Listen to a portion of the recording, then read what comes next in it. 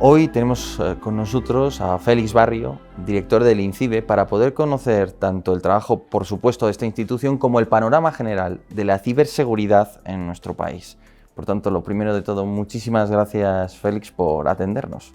No, gracias a ti, Yago, y a todos los seguidores de tus canales, entre los que me encuentro desde hace años, y creo que es un placer pues, el poder estar en un escenario de interactividad como el que tú ofreces para pensar sobre cosas que atañen a la seguridad de todos. Bueno, pues muchísimas gracias. Es un tema profundo y muy interesante, que además atañe a la economía, a la seguridad, a todos estos asuntos. Pero antes de abordarlos en profundidad, siempre me gusta pues, tener unas pinceladas de quién tenemos delante. Así que si nos pudieras hablar un poco pues, de tu trayectoria profesional o incluso personal o lo que consideres. Bueno, básicamente nosotros somos un organismo que pertenece al Ministerio de Transformación Digital, es decir, somos un organismo de tipo civil y donde trabajamos empleados que pertenecemos a nivel ministerial con una figura que es empleados del sector público. Yo procedo del ámbito de las universidades, de cuerpos de personal de administración y servicios, y hace ya 17 años me incorporo al entonces Ministerio de Industria para empezar a trabajar en este ámbito que es primero el Instituto Nacional de Tecnologías de la Comunicación, luego Instituto Nacional de Ciberseguridad. Entre medias he tenido tiempo en el sector privado, he estado en México más de un año trabajando, poniendo en marcha un centro de ciberseguridad con un hub de multinacionales, y luego he regresado para ya hacerme cargo de la dirección general de un instituto en el que, como te digo, pues llevo trabajando casi desde su creación y que forma parte pues, de uno de esos centros que se descentralizaron desde el gobierno central allá por el año 2006-2007 y que recayó su sede en la ciudad de León, y aquí sigue. Así que vinculado a un proyecto que tiene muchas componentes de innovación por ese carácter de que no es la tradicional agencia en Madrid, es una agencia que trabaja temas cibernéticos, somos una sociedad estatal parecida como pueda ser Renfe o Correos u otras que desempeñan un servicio público pero con un modelo de gestión diferente a la administración en el sentido tradicional. Más cercano quizás al sector privado, podríamos decir. Eso procuramos, que estemos muy orientados al servicio de última milla, que es al ciudadano, a la empresa, al profesional que necesita tener un soporte para poder adquirir capacidades de ciberseguridad. Entonces, claro, esto se establece en León en el año 2007. Desde entonces han pasado muchos años y usted lleva aquí todos esos años. ¿Cómo ha logrado despertar ese interés en los partidos políticos? ¿Cómo se trabaja con los partidos políticos? ¿Qué nos puede decir a ese respecto? Yo creo que es un ejemplo la seguridad en general de una política de Estado en la que, independientemente de los sucesivos cambios de color político que puede haber a nivel gobierno de España, en este caso, siempre se ha mantenido una línea de continuidad. Y en este caso, todos los gobiernos sucesivamente que han ido apareciendo desde entonces siempre se han caracterizado porque han incrementado el presupuesto, han hecho una apuesta por incrementar las competencias y han hecho un apoyo absolutamente fundamental a todo lo que es la ejecución de políticas públicas que acometemos en el Instituto Nacional de Ciberseguridad. Por lo tanto, yo creo que es un ejemplo de madurez democrática y de Estado el que hayamos tenido ese unánime respaldo y que siempre haya un acuerdo en el conjunto de los partidos sobre la labor que se desempeña en el caso nuestro. Entonces no ha habido un momento en el que hayan dudado de la importancia de invertir en ciberseguridad, básicamente. Nunca. Vale. ¿Y en la distancia corta cómo es? Es decir, porque son nuevas personas, nuevos caracteres con los que usted no ha tratado. ¿Cómo se produce ese primer contacto? Bueno, está muy protocolizado el cambio de las autoridades políticas cuando llegan, en este caso, a un nivel de Secretaría de Estado. Nosotros dependemos de la Secretaría de Estado de Digitalización y siempre que hay un cambio de personas, no necesariamente sujeto a cambios electorales, se produce un traspaso en el que hay toda una serie de recogida de datos sistemática por cada uno de los temas de las actividades que se despliegan, con antecedentes, con indicadores, con los puntos clave y con las decisiones que hay que tomar, y todo esto pues lleva con un nivel de dedicación muy exhaustivo por parte de los que rendimos cuentas. Esto es aparte de la famosa palabra accountability inglesa, que es estar rindiendo cuentas, en este caso al representante político, que lo es de los ciudadanos, no lo olvidemos. Viene a fiscalizarnos, pero porque trae un mandato de que tenemos que dar cuentas de lo que estamos haciendo, mejor o peor, pero que se hace todo ese esfuerzo de traspaso de una manera muy sistemática y muy exhaustiva. Y en esa primera toma de contacto tiene pocos minutos, tiene algunas horas para exponer lo que es INCIBE, cuáles son las necesidades, qué atiende o qué datos da, no sé, ¿qué nos puede comentar ese primer momento? Son varias horas, son muchos los temas que desplegamos un organismo como el Instituto, y tenemos pues espacios, reuniones que pueden ser inicialmente de 3, 4, 5 horas para hacer un abordaje de los temas. Luego hay reuniones monográficas y además tenemos una operativa muy de continuación, es decir, cada semana yo tengo una reunión bilateral con la Secretaría de Estado en la que se despacha 2, 3 horas lo necesario, todos los temas, y se va haciendo un seguimiento de alcance, de situación, de próximos pasos. Hay otra reunión semanal con los directores generales, secretarios generales que dependen de la Secretaría de Estado, todos juntos también, de otras 2 o 3 horas. O sea que hay un tiempo muy importante dedicado al seguimiento de todos y cada uno de los temas que se desarrollan. Y en cuanto, digamos, a su labor como director, ¿cuál es la labor diaria de un director de una institución como esta? ¿Es las relaciones personales? ¿Es algo un poco más técnico? ¿Es gestión de presupuesto? ¿Qué hace un director en una institución así? Sobre todo yo creo que los primeros niveles de responsabilidad en un organismo del sector público son estar al servicio de que los temas se desatasquen, salgan, se tomen las decisiones oportunas y rápidas, y eso es lo que te están pidiendo los diferentes equipos, cada uno con un directivo al frente, que te van trasladando los temas. Esto lo tienes que hacer con una visión estratégica. Nosotros, como explicaba antes, ejecutamos políticas públicas, y para eso tenemos una que es la Agenda Digital para España, ahora mismo. Antiguamente recibían otros nombres. Son agendas que suelen tener dinámicas de 3, 4, 5 años y que tienen una serie de objetivos que te afectan al organismo. Nosotros tenemos que tomar las decisiones que permitan cumplir con los objetivos estratégicos, que en este caso marca el Gobierno de España.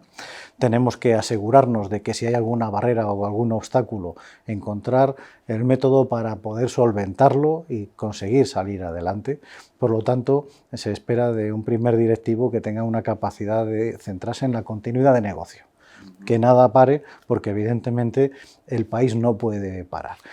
Esto es muy evidente pues en Renfe, ¿no? Que el tren tiene que salir, sí. Con lo cual nosotros sabemos que tienen que estar operativos nuestros servicios, trabajamos 24 horas. Pero un ejemplo y concreto no pueden faltar. De esa labor de reparación, de arreglar cosas que tiene un director, que no me pudiera poner. Sí, nosotros ahora mismo hemos tenido problemas en el como último director, año.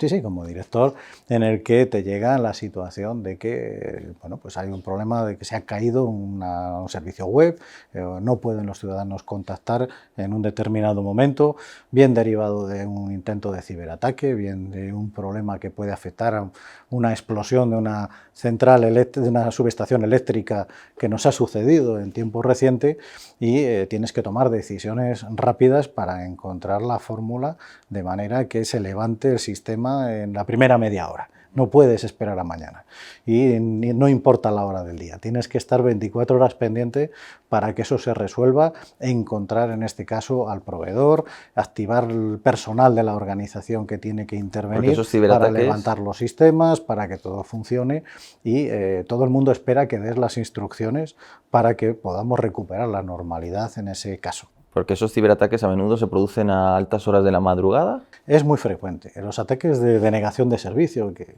prácticamente suceden a diario, se suelen concentrar en las noches. Muchos grupos que se atribuyen ataques desde Rusia, por ejemplo, sabemos suelen operar en esa franja entre las 3, las 4 de la mañana.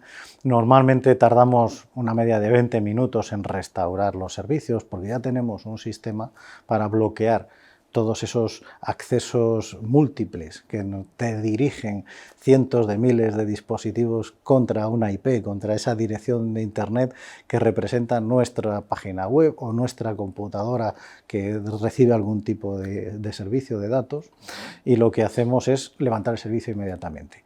¿Qué sucede? Que a veces esos ataques se producen en horarios más complicados, como pueden ser de día o en determinados momentos o en un dispositivo que activamos de crisis, que tenemos un plan de contingencia cuando hay, por ejemplo, elecciones o cuando hay, por ejemplo, una gran cumbre, una cumbre de la OCDE, una cumbre de la Unión Europea, activamos un servicio especial de vigilancia y ahí tienes que responder rápidamente. Y en el caso de las empresas a las que prestamos servicios, especialmente aquellas que operan las infraestructuras críticas, tenemos que intervenir rápidamente, contactar con ellos, ver qué problema tienen, ayudarles a recuperarse.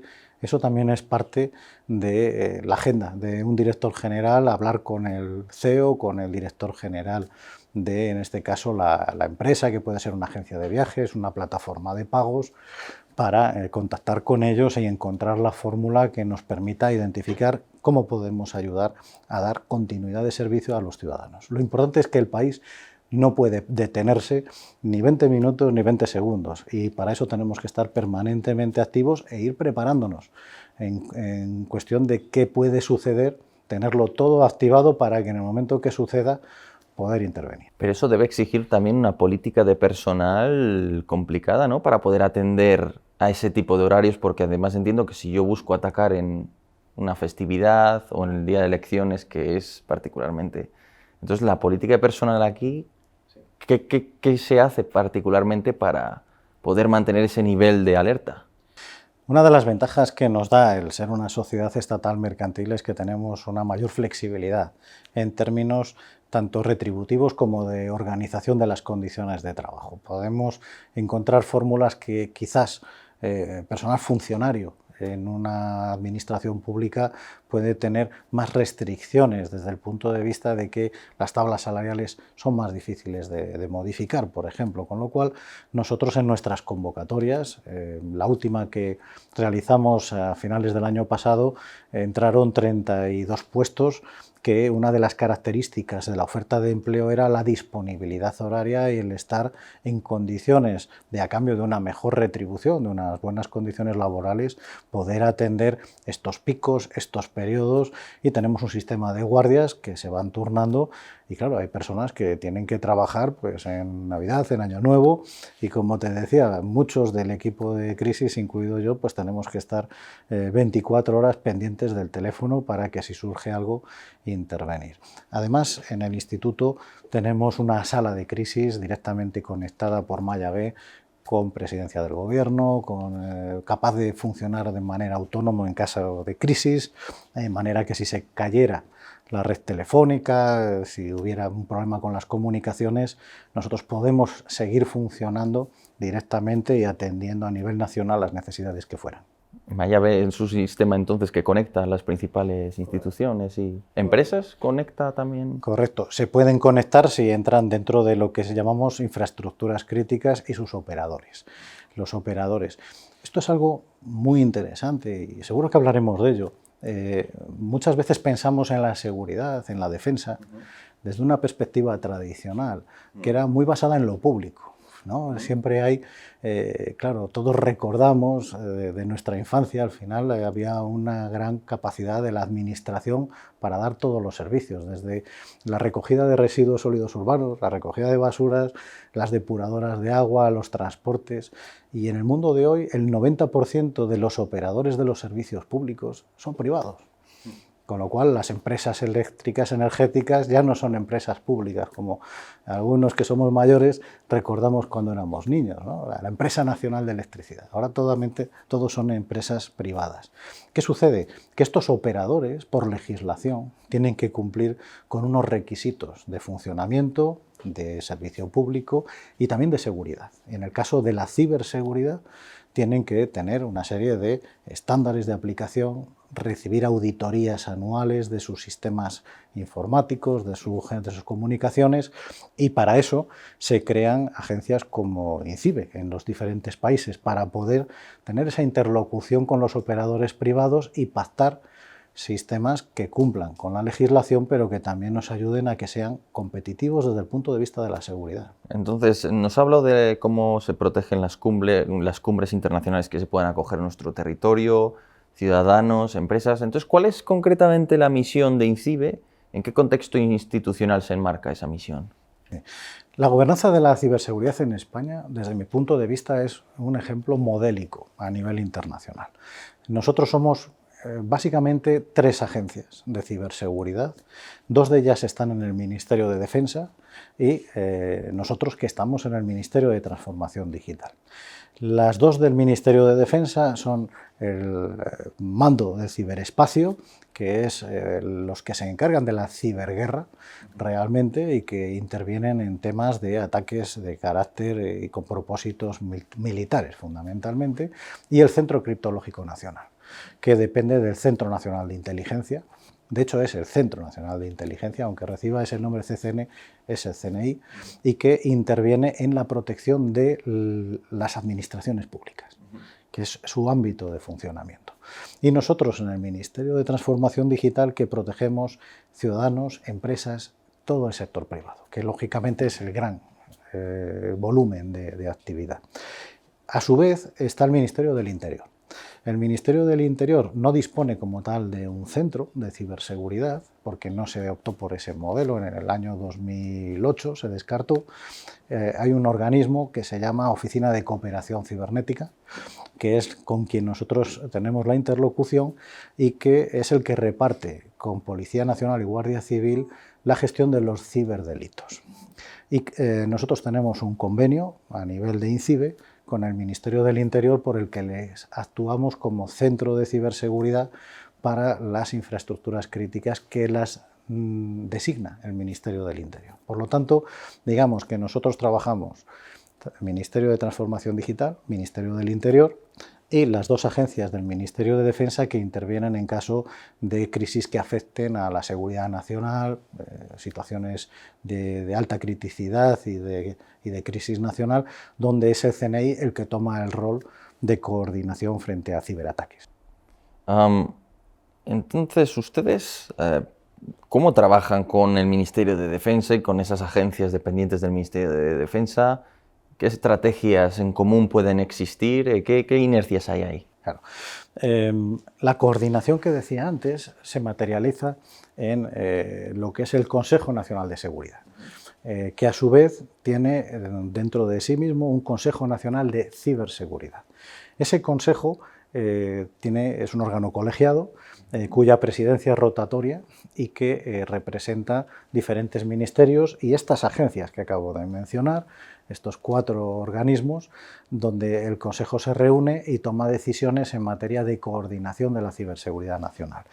La secretaría de ese Consejo Nacional la ejerce el Departamento de Seguridad Nacional, que además ahora acaban de nombrar a su directora general y que depende de Presidencia del Gobierno. Es funciones de secretariado. La presidencia rotatoria va turnándose, ahora mismo la ejerce el Centro Criptológico Nacional, el CNI, y lo que hace el Consejo es aprobar la Estrategia Nacional de Ciberseguridad, una estrategia que suele tener también una duración plurianual y que ahora mismo pues, se está actualizando, queda todavía un año, marca los objetivos en materia de coordinación, de gestión y de desarrollo de capacidades. Luego cada organismo acomete sus tareas dentro de esa Estrategia Nacional de Ciberseguridad. Y esa estrategia está alineada con la Estrategia Europea de Ciberseguridad, que lidera la Comisión Europea y que también establece ese marco de gobernación a nivel de la Unión Europea. Por lo tanto, digamos que lo que hacemos entre defensa, transformación digital, pero también con Interior y otros ministerios, hacer esa coordinación y ese diálogo a través del Consejo. Paralelamente tenemos acuerdos bilaterales. En el caso del Ministerio de Defensa, luego hablaremos de ello, tenemos un acuerdo desde hace más de un año donde estamos poniendo en marcha una acción conjunta hacia la estrategia de la industria. Y una estrategia de la industria que en el caso nuestro se centra en el sector civil, la ciberseguridad, y en el caso de defensa, en la industria de defensa. Y ese acuerdo se va regulando mediante vías de colaboración y un seguimiento que hacemos con reuniones mensuales de coordinación. Exacto. Y en materia de la estrategia industrial de defensa aprobada en verano y la estrategia nacional de ciberseguridad, ¿qué tipo de vasos comunicantes pueden existir? Muchos. ¿Qué sucede? Que tradicionalmente veníamos de un modelo en el que la seguridad y la defensa era un oligopolio de un número reducido de empresas. Esto era más evidente en el caso de la industria de defensa, probablemente, donde algunos grandes fabricantes pues acaparaban las grandes cifras del sector. Pero eso ha ido cambiando en las últimas 2 décadas con la digitalización. Esto lo representa muy bien las cifras.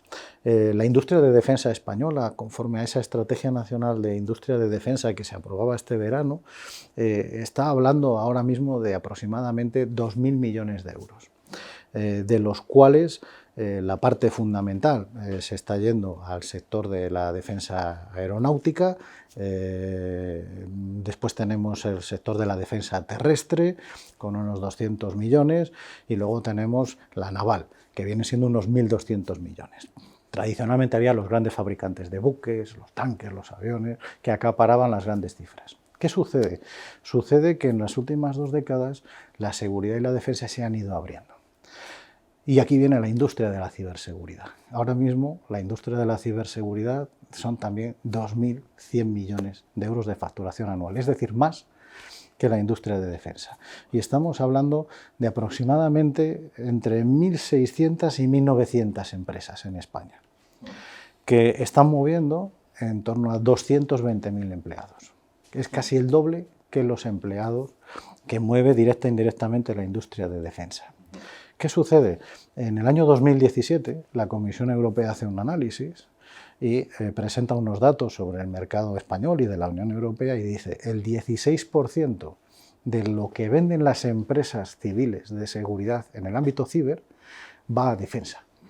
Con lo cual vamos viendo cómo se va produciendo una permeabilización. Hay cada vez más empresas privadas que están vendiendo soluciones de ciberseguridad a bancos, a energéticas, a ciudadanos incluso, pero también al sector de la defensa y viceversa.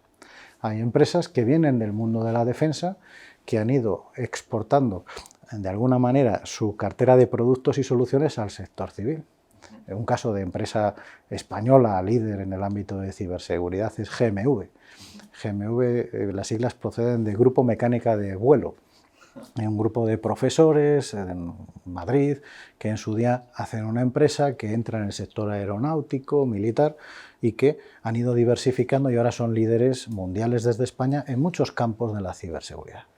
Vaya el spoiler publicitario, pero es que es un buen ejemplo de cómo ha habido un oscilamiento entre la industria de defensa tradicional y los nuevos sectores de la seguridad civil, en el caso digital, que ha hecho y que explica que España sea una de las grandes potencias de Europa y del mundo en materia de seguridad y defensa, porque ha habido una rápida transición a este mercado difuso en el que la palabra de moda es tecnologías de uso dual. Al final, cualquier tecnología, pensemos en un dron, se puede utilizar, como estamos viendo, para la guerra, pero también tenemos casos de empresas que están utilizando drones para salvamento marítimo, para ayuda en sistemas de transporte, para labores de seguridad interior. En definitiva, se han roto las barreras tradicionales y se ha producido una diversificación de las industrias. Por eso, lo que ha hecho en el último ejercicio Ministerio de Defensa y Ministerio de Transformación Digital es hacer una convergencia de estrategias de país para que ambos sectores vayan trabajando juntos en aras a seguir creciendo y a generar más riqueza para el país. ¿Y eso se practica profusamente o aún hay margen para aumentar la intensidad de ese? El margen va a ser muy grande. Pensemos en algunas cifras que son realmente impresionantes.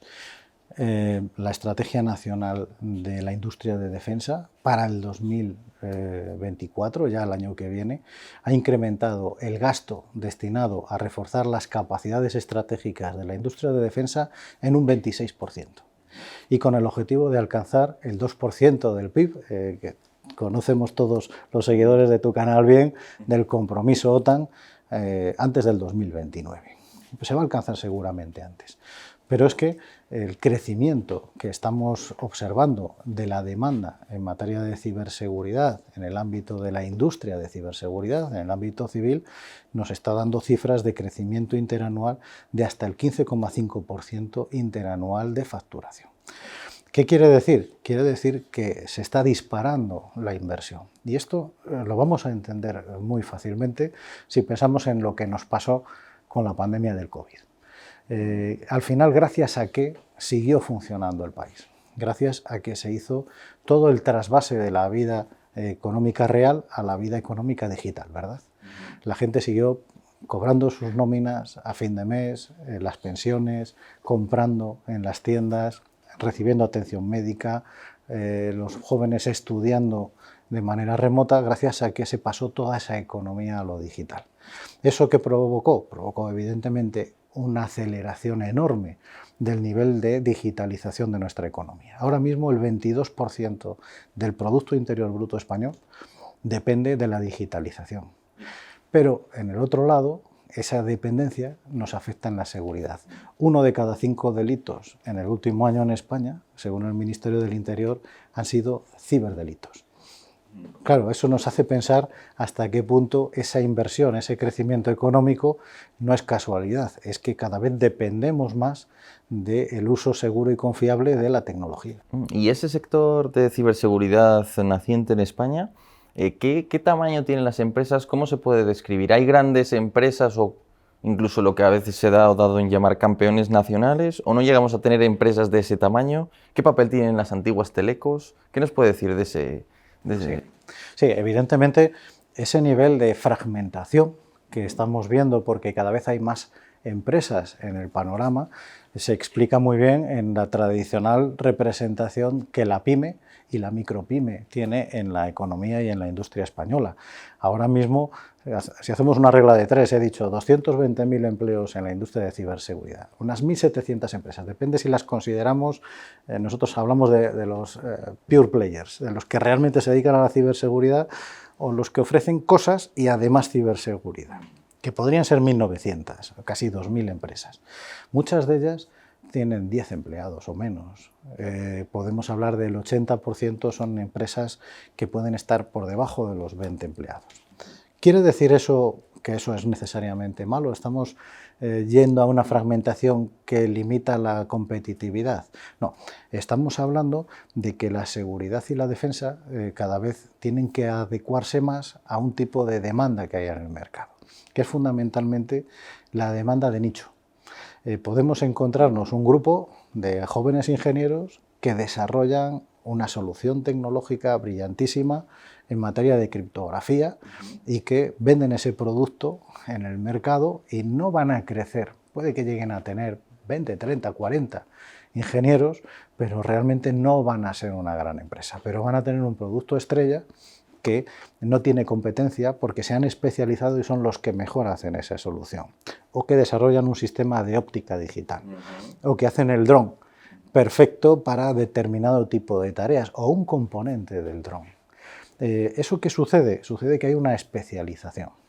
Y eso es lo que está transformando radicalmente las estrategias de la industria de defensa de la OTAN, que luego hablaremos de ello si quieres, o de la propia Unión Europea. Y esto se ha visto en el caso de la guerra de Ucrania, ¿no? Que ha sido realmente donde muchos de esos tradicionales líderes que había en el ámbito de políticas públicas de seguridad y defensa han tomado conciencia de hasta qué punto ha sido posible pues, que gracias a una red de satélites privados, gracias a empresas privadas se haya podido dar solución de continuidad a un país como fue Ucrania, en el que el ataque fue a demolerle todas las infraestructuras críticas. Por lo tanto, el perfil de las empresas está cambiando, muy competitivas, muy especializadas, muy de producto. y con mucha fragmentación, que es la palabra que mejor distingue ahora mismo la industria. En comparación con Francia, Reino Unido, Alemania, ellos sí tienen grandes empresas. ¿Cuál sería nuestra mayor empresa en este ámbito? ¿Qué nos puede...? En industria de ciberseguridad estamos casi a la par con Italia, somos de los 5 grandes, incluyendo Reino Unido, aunque ya no está en la Unión Europea, y con mucha distancia respecto a la siguiente oleada de industrias nacionales. La siguiente industria a nivel de sector de facturación sería Holanda, pero es menos de la mitad que la industria española. Por eso podemos decir que España está en la Champions en materia de industria de ciberseguridad. Y además un dato especialmente interesante. En el programa Horizonte, el programa que antes se conocía programa Marco de la Unión Europea, cuando hemos monitoreado el nivel de retorno de inversiones en I+D en ciberseguridad en el ámbito de la Unión Europea, durante 6 años consecutivos España ha liderado los fondos recibidos de Bruselas en I+D+I vinculado a ciberseguridad. Y esta es la clave, porque la clave es conseguir que nuestras inversiones en materia de I+D+I también vayan creciendo a la vez que vaya creciendo la demanda, porque es lo que va a diferenciar el gran objetivo que persiguen nuestras políticas de industria de ciberseguridad de los últimos 15 años, que es la soberanía tecnológica. Si tú consigues que el crecimiento en innovación, en I+D, en generar talento en universidades, crezca al ritmo que está creciendo el mercado, vas a reducir la dependencia de tener que importar tecnología extranjera. Y esto también lo aprendimos en el COVID, ¿verdad?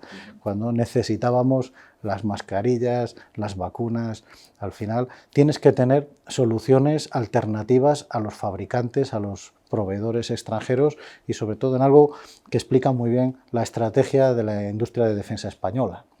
Y es esas capacidades de industria estratégica de defensa, CIED. Y ahí, si tenéis la ocasión de leer la estrategia, que merece la pena, porque es muy didáctica, veis que en primer lugar aparece ciberdefensa, pero a continuación continúan criptografía, comunicaciones cuánticas, todo lo que llamábamos antes tecnologías duales va a ser la clave para el nivel de capacidades de seguridad y defensa de un país.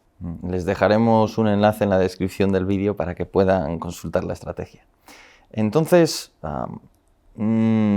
siguiendo con la parte más institucional, más allá de defensa, ¿qué hay de Guardia Civil, Policía Nacional o se encuadra a través de lo que ya nos ha comentado de Interior? ¿O hay relaciones también concretas con ellos? Claro.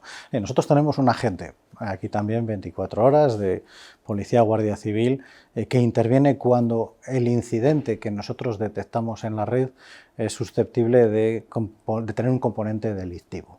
No es un porcentaje especialmente significativo, pero evidentemente nosotros reportamos eso inmediatamente y ya intervienen fuerzas y cuerpos de seguridad del Estado.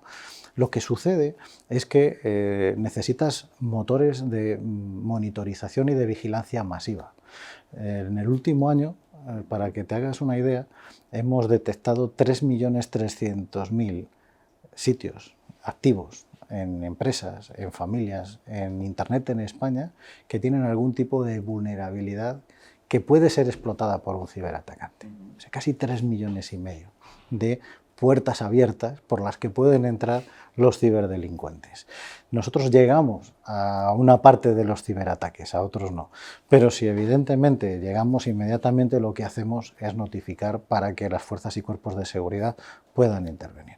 Pero el 90% del trabajo es conseguir que se cierren esas puertas abiertas y elevar las capacidades de las posibles víctimas, sobre todo esos operadores esenciales que ahora mismo pueden representar del orden de 400-450 operadores.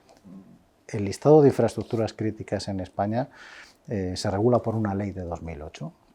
Es un listado confidencial, pero bueno, todos nos imaginamos que ahí están pues, los aeropuertos, las centrales eléctricas, infraestructuras de transporte, etcétera, etcétera. Bueno, pues esos 450 operadores, según la nueva Directiva Europea de Seguridad de las Redes y Sistemas de Información, posiblemente se multipliquen por 20.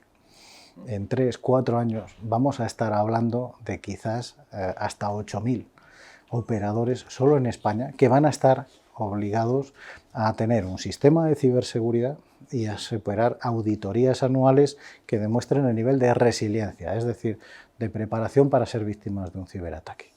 Entre los sectores nuevos que acaba de aprobar esa directiva comunitaria, que se conoce en el mundillo como la NIS2, NIS son las siglas de Seguridad de la Información y Redes, lo que hacemos es declarar operadores esenciales, por ejemplo, el sector de la logística y del transporte. Claro, ¿cuánto dependemos ahora de ese paquete que estamos esperando de la tienda online que hemos comprado? Todo eso ahora en la Unión Europea se convierte en un operador crítico, porque no puede caer la cadena de suministro y de distribución de paquetería, sector farmacéutico. Muchos sectores que no estaban clasificados ahora van a pasar a estarlo. Eso va a multiplicar exponencialmente porque cualquier operador, empresa, proveedor que trabaje en esos sectores está sometido a unos niveles de cumplimiento y de capacidades de ciberseguridad muy estrictos. Y de acuerdo con eso entiendo que crecerá la inversión en recursos en ciberseguridad, ¿correcto? Hasta ese punto que la OTAN ha creado este mismo año un departamento específicamente de infraestructuras críticas civiles, porque necesitan integrar dentro de los mecanismos de seguridad y defensa de la Alianza Atlántica también toda una política propia de coordinación y de despliegue de capacidades. Al final un país, ahora mismo tú eres el experto, en el caso de una guerra, lo primero que hacen en el ataque es inhabilitar el mayor número posible de todas estas infraestructuras civiles, que es lo que te permite la normalidad de la sociedad y de la economía cotidianas, ¿no? Entonces, deduzco que ustedes también tienen algún tipo de colaboración con la OTAN. ¿Se trabaja junto a la OTAN o...?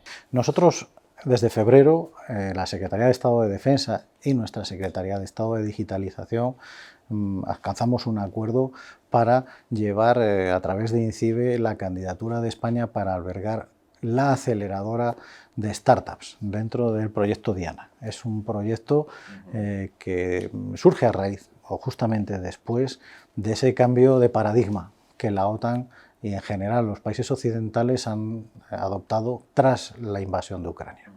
Es decir, tú puedes tener los mejores barcos, los mejores aviones de guerra, pero al final la clave decisoria es tener capacidad de producción de miles de drones diarios y poderlos lanzar y comprometer la seguridad de estos grandes vehículos, ¿no? Por lo tanto, lo que ha hecho la estrategia Diana, que son las siglas de aceleradora de innovación de defensa, es crear dos mecanismos dentro de la OTAN para generar lo que llaman toda una estrategia de tecnologías de uso dual. Lo que quieren es empresas privadas que desarrollen soluciones que se puedan aplicar no solo, pero también al ámbito de la defensa, que hagan esa nueva generación que mencionábamos antes de drones, de aplicaciones de inteligencia artificial, big data, autonomía de vehículos, Internet de las cosas, todo eso que ahora diferencia un ejército moderno de un ejército tradicional y que han descubierto que la mejor forma de invertir en eso no son grandes corporaciones con miles de millones de dólares y miles de ingenieros, sino tener atomizada toda una infraestructura industrial que estén innovando y compitiendo por desarrollar toda esa tecnología que forma parte de esos dispositivos. Con lo cual se da la paradoja, si alguno tiene interés, le dejaremos el enlace del proyecto Diana, ve que, por ejemplo, en Dinamarca la aceleradora pues es un parque de biotecnología, porque allí van a apostar por soluciones en el ámbito de la biotecnología en particular. OTAN quiere una estructura civil, liderada por civiles, con dos sedes. La oficina del proyecto Diana está en Londres y se la han encomendado al London College, a una universidad casi privada, que son los que han liderado el programa de gobernanza, y un fondo de inversiones que tiene autonomía con sede en Holanda para poder acometer la inversión directa con fondos de capital riesgo y capital semilla, de manera que vayan invirtiendo en todos los espacios de la OTAN toda esa nueva generación de, sobre todo, pymes, que se conviertan en futuros proveedores de la industria de defensa. Es un giro copernicano de las tradicionales estrategias de la industria de defensa. ¿Por qué INCIBE? Porque nosotros llevamos 20 años desarrollando estrategia de apoyo a la industria de ciberseguridad y a los sectores de la I+D, universidades, centros tecnológicos, y lo que tenemos es que conseguir que haya esa convergencia, que esas tecnologías que probablemente se van a utilizar en nuestros espacios domésticos, en nuestras empresas, pero que también son fundamentales para esa nueva generación de la defensa que ahora mismo es imprescindible. Entonces, nos ha hablado, por ejemplo, del Parque Biotecnológico en Dinamarca a través de este programa Diana con la OTAN. En el caso de INCIBE, ¿ustedes qué gestionan concretamente dentro de ese programa?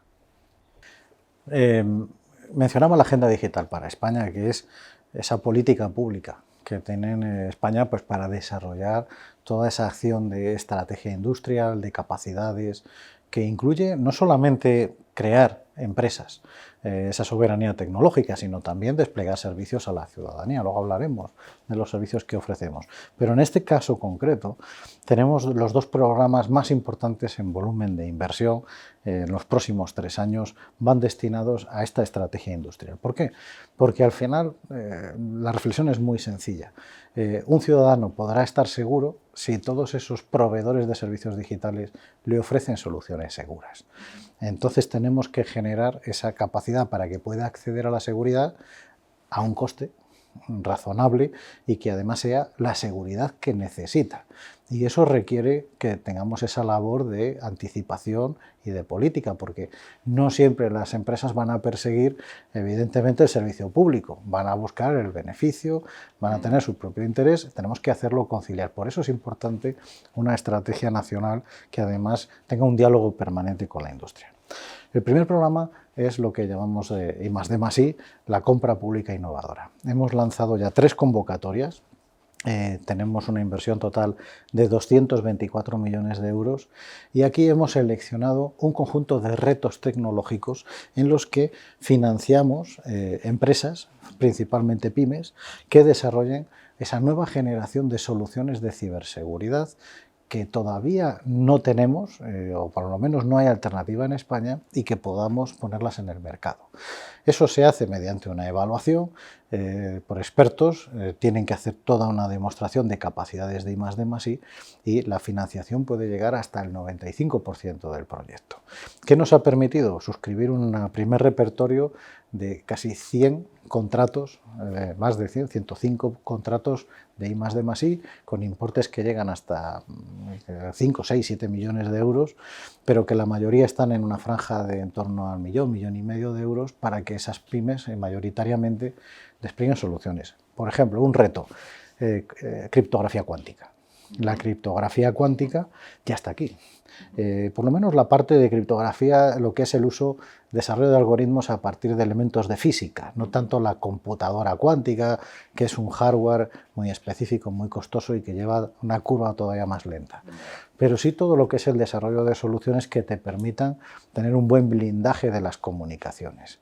Bueno, pues estamos ya desarrollando proyectos liderados por empresas españolas para toda una nueva generación de soluciones en el ámbito de, en este caso, criptografía cuántica.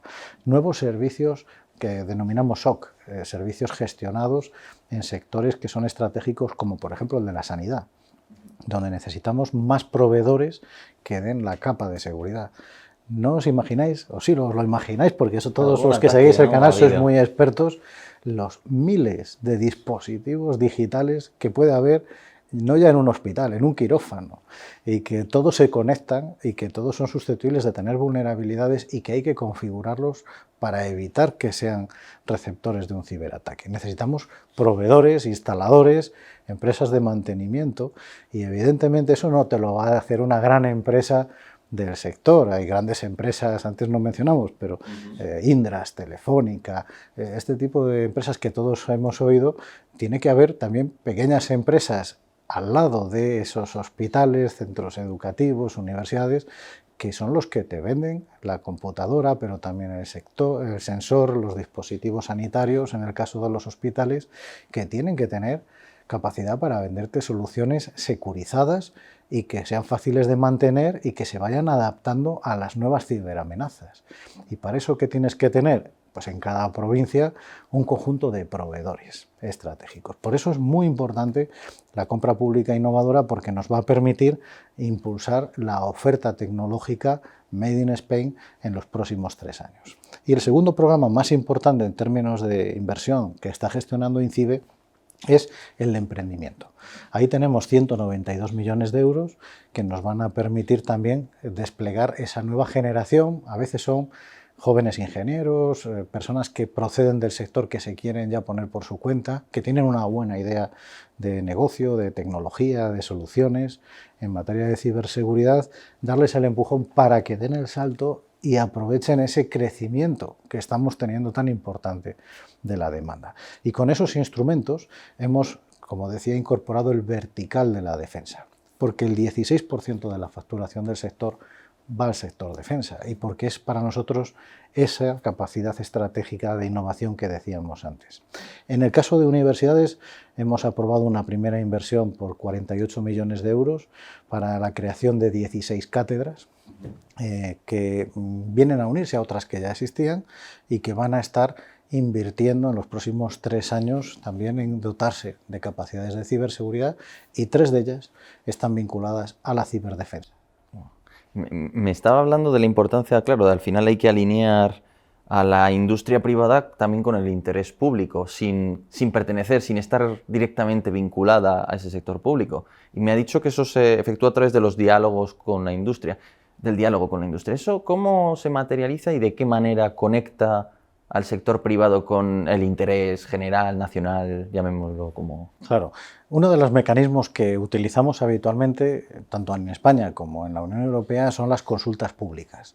Aquí hemos hecho sucesivas invitaciones públicas, consultas en las que pedimos que nos hagan propuestas y donde también medimos hasta qué punto hay interés, bien por empresas, bien por organizaciones sin ánimo de lucro, universidades, que nos propongan.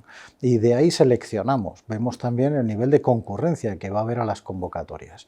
Esos retos tecnológicos que vamos desarrollando y que vamos lanzando, y buscamos soluciones donde hemos hecho estudios muy pormenorizados de donde hay esa disparidad entre la oferta y la demanda, los cruzamos con las convocatorias públicas.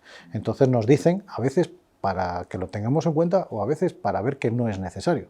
Por ejemplo, uno de los retos que inicialmente íbamos a lanzar en la compra precomercial era el de formación, pero precisamente lo que nos dijo el sector es, no, ya hay muchas empresas que ofrecen formación de ciberseguridad, no es prioritario invertir ahí, mejor vamos a invertir en I+D en estos otros sectores, con lo cual decidimos eliminarlo. O sea que sí se tienen en cuenta y sí que se analizan todas las consultas que se hacen de los borradores y se corrigen. Y luego está evidentemente la labor de diálogo permanente con las patronales, con los sectores. Hay múltiples foros en los que coincidimos y donde se analizan la repercusión de las directivas nacionales y comunitarias. Hay organizaciones como por ejemplo UNE, que es la asociación española que aprueba los estándares técnicos. También los de ciberseguridad, con quienes hay diferentes grupos de trabajo, donde hay expertos, independientes, profesionales de empresas que proponen y aprueban normas técnicas. Nosotros participamos activamente ahí y tomamos también buena nota de cuál es el pulso del sector, si hay capacidad, si hay interés, si hay prioridad, dónde vemos las carencias para intentar ajustar unos recursos públicos que sirvan de palanca. Porque con un sector relativamente fragmentado de empresas grandes o no tan grandes, tú tienes una gran seguridad o una gran capacidad de que ese sector o ese ecosistema de pequeñas empresas garantice la ciberseguridad para una economía como la española, o, dada esa fragmentación, necesitas la presencia de una serie de mecanismos institucionales encargados de amalgamar un poco todo eso y que se puede encauzar hacia ese esfuerzo. Es decir, individualmente se puede combatir, se puede garantizar la ciberseguridad, o hace falta un esfuerzo colectivo en el que las instituciones públicas tengan un papel primordial, o esto último es accesorio. Es accesorio, es esencial esto último, digamos. Es esencial. Hay un concepto que también ha sido muy popular en los últimos 5 o 6 años, que es la cooperación público-privada, que lo hemos escuchado muchas veces y al final no es más que decir, tiene que haber un esfuerzo compartido entre los organismos públicos, de servicio público, y el sector privado, y el uno sin el otro no son capaces a recorrer el camino para tener esas capacidades, en este caso de seguridad nacional. ¿Qué sucede? Que tú tienes que, de alguna manera, implicar a todos los agentes. Uno de los programas que hemos puesto en marcha en el último año y medio es el programa RETECH. Esto es un programa en el que con cada comunidad autónoma establecemos una estrategia regional de ciberseguridad, con un componente muy importante, que es desarrollar nodos regionales para impulsar industrias vinculadas a la ciberseguridad en cada comunidad autónoma.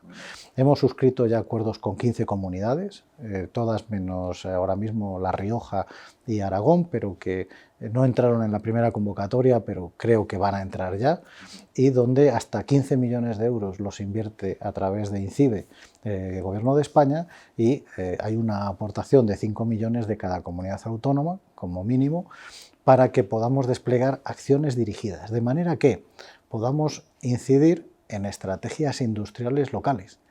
Por ejemplo, Cataluña está en un nodo en el que participan Galicia, Comunidad Valenciana, donde ha apostado por sectores que comparten intereses comunes. Por ejemplo, automoción.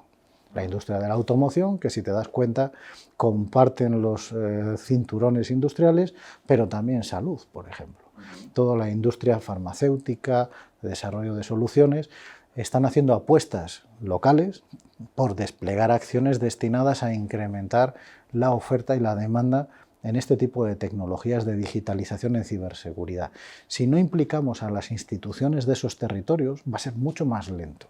Y a su vez, en esas convocatorias vamos a conseguir que participen esos conjuntos de empresas, de profesionales, de universidades que ya tienen trayectorias de cooperación con el entorno para que incorporen la ciberseguridad dentro de sus estrategias. Y en cuanto hablando de esa cooperación público-privada precisamente, ¿qué hay de esas gigantescas empresas tecnológicas, a veces capaces de suscitar determinadas políticas en compañías polémicas, compañías que a menudo pues son extranjeras, principalmente diría estadounidenses, pues todos conocemos Google, Apple, Microsoft, que en algunos casos incluso son los propietarios de cables submarinos que llegan a España, también por ejemplo el caso de Huawei, la instalación del 5G. ¿Cuál es el papel de esas empresas? ¿Qué puntos sensibles hay en el trato con las mismas? Yo creo que efectivamente es uno de los retos más importantes y que están llegando a la opinión pública, afortunadamente, las consecuencias de un debate que tiene unas implicaciones geoestratégicas enormes. Tenemos que ser conscientes de que la Unión Europea lleva años trabajando para crear ese mercado interior competitivo, que no quedemos rezagados frente, en este caso, a los grandes competidores globales, Estados Unidos, China, pero que nos tiene que hacer acelerar toda esa inversión. No es casualidad que esos fondos Next Generation, ese programa que en el caso de España empezó con 140.000 millones de euros, que ahora se ha ampliado, destina 1 de cada 3 euros de inversión a la digitalización, porque la Unión Europea quiere que la economía europea siga a la vanguardia en términos de transformación digital. Y ahí, evidentemente, está el tema de las barreras comerciales y sobre la preocupación de limitar la competencia que pueda existir de tipo desleal en un mercado global en el que cada ámbito territorial ha desarrollado marcos regulatorios diferentes y que tenemos que llegar a puntos de entendimiento. Piensa en una cifra que lo explica muy claramente. 70% de las 500 mayores empresas de ciberseguridad del mundo tienen su sede en Estados Unidos. ¿Qué quiere decir? Quiere decir que tenemos que acelerar también el paso para poder equiparar.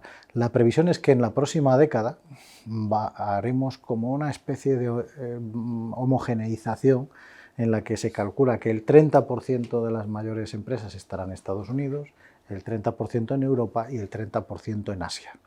Esto ya se está viendo, que se está produciendo, porque ese crecimiento de la demanda que estábamos hablando hasta ahora, en el caso de España, de la Unión Europea, también se está produciendo en todo el mundo, en Estados Unidos, por supuesto en Asia, y eso está provocando que cada vez haya más competidores. ¿Qué es lo que está tratando de hacer la Unión Europea? Establecer reglas que permitan el juego limpio y en igualdad de condiciones. Y eso evidentemente es muy difícil. El sábado pasado, a la 1 de la mañana, además con el liderazgo de España, de nuestra Secretaría de Estado, se aprobaba la primera ley de inteligencia artificial de la Unión Europea y del mundo. El famoso trílogos, estuvieron reunidos varios días sin dormir. España se había comprometido a sacar adelante esa directiva europea por la importancia y por el rol que ha tenido de liderazgo España en el ámbito de la regulación general digital, y salía una ley en la que se debaten precisamente qué reglas del juego tienen que tener esas grandes corporaciones en el manejo de los datos que tienen aplicaciones que cada vez son más conocidas, como ChatGPT. Bueno, pues el gran debate está en hasta qué punto empresas que no están sometidas al control de las autoridades, sobre todo del marco jurídico y del respeto a las leyes, la protección de los derechos fundamentales, los datos biométricos, todo ello aspectos de ciberseguridad, que se vean obligados a cumplirlos los proveedores de esas tecnologías que están fuera de la Unión Europea. Y ahí estamos hablando, es el mejor ejemplo de las dificultades para que toda esa estrategia de construir un mercado interior en la Unión Europea someta también, tengamos fuerza geoestratégicamente para imponer condiciones, porque somos el primer consumidor. Y eso no hay que olvidarlo. Y es interesante este aspecto, digamos, porque a la hora de tratar con este tipo de empresas, sin dar nombres, por supuesto, hay una gran diferencia en el trato personal, hablo, con cada una de ellas. ¿Tienen culturas corporativas distintas? Porque entiendo que INCIBE se tiene que relacionar con ellas de manera habitual, ¿no? ¿Quién fiscaliza esas empresas si se establece una ley? ¿Ustedes? ¿El CCN? ¿Quién se encarga de esa dimensión? La autoridad de supervisión del mercado es del Ministerio de Transformación Digital. Pero en el caso de los proveedores de sectores críticos, es decir, la industria de defensa, que hablábamos antes, de sectores estratégicos como son las redes de telecomunicaciones, ahí interviene evidentemente el Ministerio de Defensa a través del CNI. Donde ellos también establecen determinados elementos de autorización para poder, por ejemplo, ser proveedores de esos sectores críticos, de esas infraestructuras públicas en las que se incluyen, por ejemplo, telecomunicaciones. Por lo tanto, digamos que nosotros regulamos en el Ministerio de Transformación Digital o supervisamos esa actividad privada, pero hay tres niveles. En la Unión Europea se categoriza el mercado en esos tres niveles, sería el crítico, el intermedio, que le denominamos en la Unión Europea substantial, y el básico. Y esos tres niveles llevan un nivel de supervisión diferente. Van en función del riesgo. El riesgo, en este sentido, por el manejo, evidentemente, de datos que puedan afectar a datos privados de los ciudadanos, datos relativos a la salud, al pensamiento, a la ideología, los datos de menores, de personas, colectivos vulnerables. Todo eso está muy regulado, pero sobre todo hay una muy buena coordinación en materia de cómo se supervisa y los estándares y normas. ¿Qué sucede? Que a veces hay que llegar a algún punto de acuerdo también entre las autoridades de supervisión, no solamente entre las europeas y las nacionales, sino también dentro de las nacionales, quién supervisa qué, y a veces existen tentaciones, ¿no? Por ejemplo, TikTok, ¿no? Es un caso que ha surgido. Claro, TikTok, si tú haces caso a lo que se está transmitiendo, y Estados Unidos ha sido especialmente beligerante con este tema, dice, ojo, porque hay preocupación sobre los datos que se pueden estar recopilando y que datos se pueden estar enviando, y es una empresa de fuera, en este caso es una empresa con sede en Asia y que puede tener algún tipo de riesgo ahí. ¿Qué sucede? Nosotros, para poder ser proveedor en dispositivos de la administración pública o en el ámbito de nuestro ministerio, si regulamos de manera que un proveedor que quiera ofrecer ese servicio y que pueda entrar tiene que cumplir con una serie de normas. ¿Qué se ha hecho en esta última legislatura y en el marco de la agenda digital? Tienes que cumplir con una serie de requisitos. En primer lugar, suscribir la Carta de Derechos Digitales. Es decir, tienes que aceptar el sometimiento a la legislación, que es muy proteccionista sobre la privacidad de las personas, el uso que se da a los datos, que estén custodiados en el ámbito territorial de la Unión Europea, porque siempre hay un dato en una estructura física. La nube, al final hay una máquina detrás donde se alojan los datos y tiene que estar en la Unión. Y en segundo lugar, tiene que sobrepasar, en este caso, un sandbox, una herramienta que nos permita ver el código que pueda tener eso ahí detrás para asegurarnos de que no hay un algoritmo que está generando información enviándola. ¿Qué sucede? Que eso es una barrera que impide que se pueda acceder a una tecnología de este tipo, por ejemplo, en un ámbito escolar, en un ámbito del sector público y que pueda acceder. Pero ¿qué sucede en el caso de que un ciudadano libremente, pese a las advertencias o las dudas que pueda tener ese proveedor, él quiere instalarse esa aplicación en su móvil y utilizarla, pues porque le encanta esa herramienta y está en su derecho? Evidentemente tiene libertad para hacerlo. Ese es uno de los elementos distintivos que tenemos en Europa. En otros países ya no les dan muchas veces la posibilidad porque son las autoridades gubernamentales las que dicen qué aplicaciones se pueden instalar los ciudadanos y cuáles no. Aquí evidentemente hay un espacio que es el de los ciudadanos. Aún así, nosotros en el ámbito de supervisión hacemos labores de vigilancia, de comprobación y especialmente en esos 3 niveles estamos desarrollando el nuevo Real Decreto de Seguridad de las Redes y Sistemas de Información para que haya un control y un nivel de supervisión, de monitorización diferente según esos 3 niveles de criticidad y de riesgo. Por lo tanto, está todo muy medido y sobre todo están repartidas las competencias. Y eso es también importante porque cada organismo ve la perspectiva de, en este caso, el público usuario final. ¿Procuramos diversificar entre esas empresas o se le puede dar todo a Microsoft o a quien sea, a Google o a Huawei? A ver, ¿hay una política a este respecto o bueno? Hay políticas, evidentemente, que facilitan la concurrencia y la participación. Mencionaba antes las 3 convocatorias de compra pública innovadora y los más de 105 contratos que hemos suscrito. La convocatoria establece que no puede haber una empresa que gane más de 2 contratos, para evitar precisamente que las grandes puedan acaparar los fondos y obligar a que evidentemente haya una dispersión, porque lo que nos interesa es que el dinero, en este caso el programa Next Generation, llegue a las empresas, a las pequeñas empresas. Claro, cuando ves el titular a veces genera ciertas dudas y confusiones. El pasado fin de semana venía INCIBE en una prensa que dentro del Next Generation que no llegaba el dinero a las pymes. Es decir, con 175 millones ejecutados, INCIBE es el tercer gran acaparador de fondos Next Generation. Ya, pero esos 175 millones luego se distribuyen a estos cientos de pymes, de pequeñas empresas que en consorcios, a veces con universidades, están participando en los desarrollos. Lo que hacemos es un mecanismo para obligar a la dispersión, pero evidentemente hay libertad de concurrencia y se fomenta la competitividad. Se dan incentivos para que haya también empresas grandes que hagan labor de tractoras en algunas convocatorias. Eso es un plus. Si las pymes vienen con una gran empresa, eso se les premia en determinado tipo de tecnologías donde necesitas alguien que tire de esas pequeñas para poder incorporarse al sector. Y luego hay otro elemento muy importante, en el caso del emprendimiento, lo que hacemos es una monitorización de cuántas pymes hay en cada provincia. Y priorizamos que vaya a aquellas provincias con menor número de pymes especializadas en ciberseguridad, son las que acaparan mayor volumen de inversión. Sino, claro, al competir con los grandes nodos tecnológicos, Madrid, que tiene el 30% de las empresas de ciberseguridad, pues se llevaría un mayor volumen de las inversiones. Se hacen mecanismos para discriminar y esa es la labor del regulador y del organismo público, el conseguir que haya toda esa labor de dispersión y de discriminación positiva.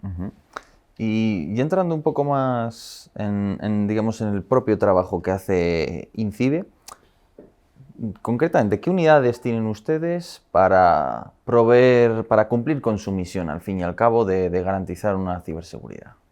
Pues aunque el mayor volumen de inversión es para desarrollar capacidades de investigación, de generación de soluciones en las empresas, etcétera, el mayor volumen, el 90% de nuestra actividad es servicio público, igual que lo hace Correos o que lo hace Renfe o Adif o Televisión Española.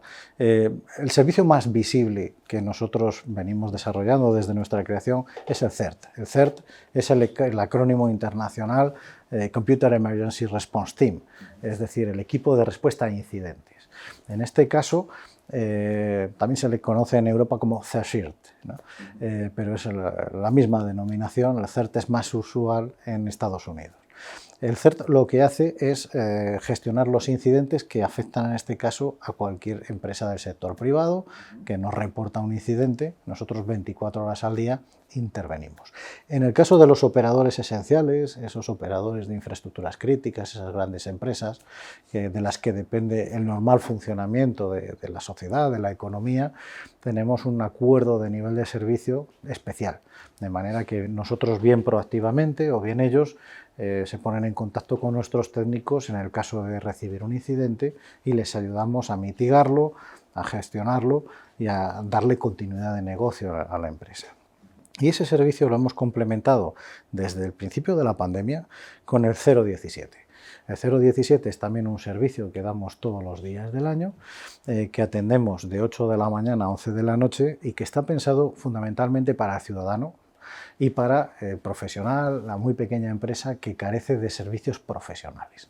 De manera que si es víctima de un ciberataque o tiene algún problema o incluso alguna duda, nos llaman por teléfono al 017 o nos conectan a través de WhatsApp o de Telegram y nos piden apoyo para poder, en este caso, ayudarles con el incidente que estén sufriendo. Nos llaman desde niños de 7, 8 años. A veces que les da miedo contárselo a sus padres o a sus educadores, nos han llegado a llamar pidiendo apoyo.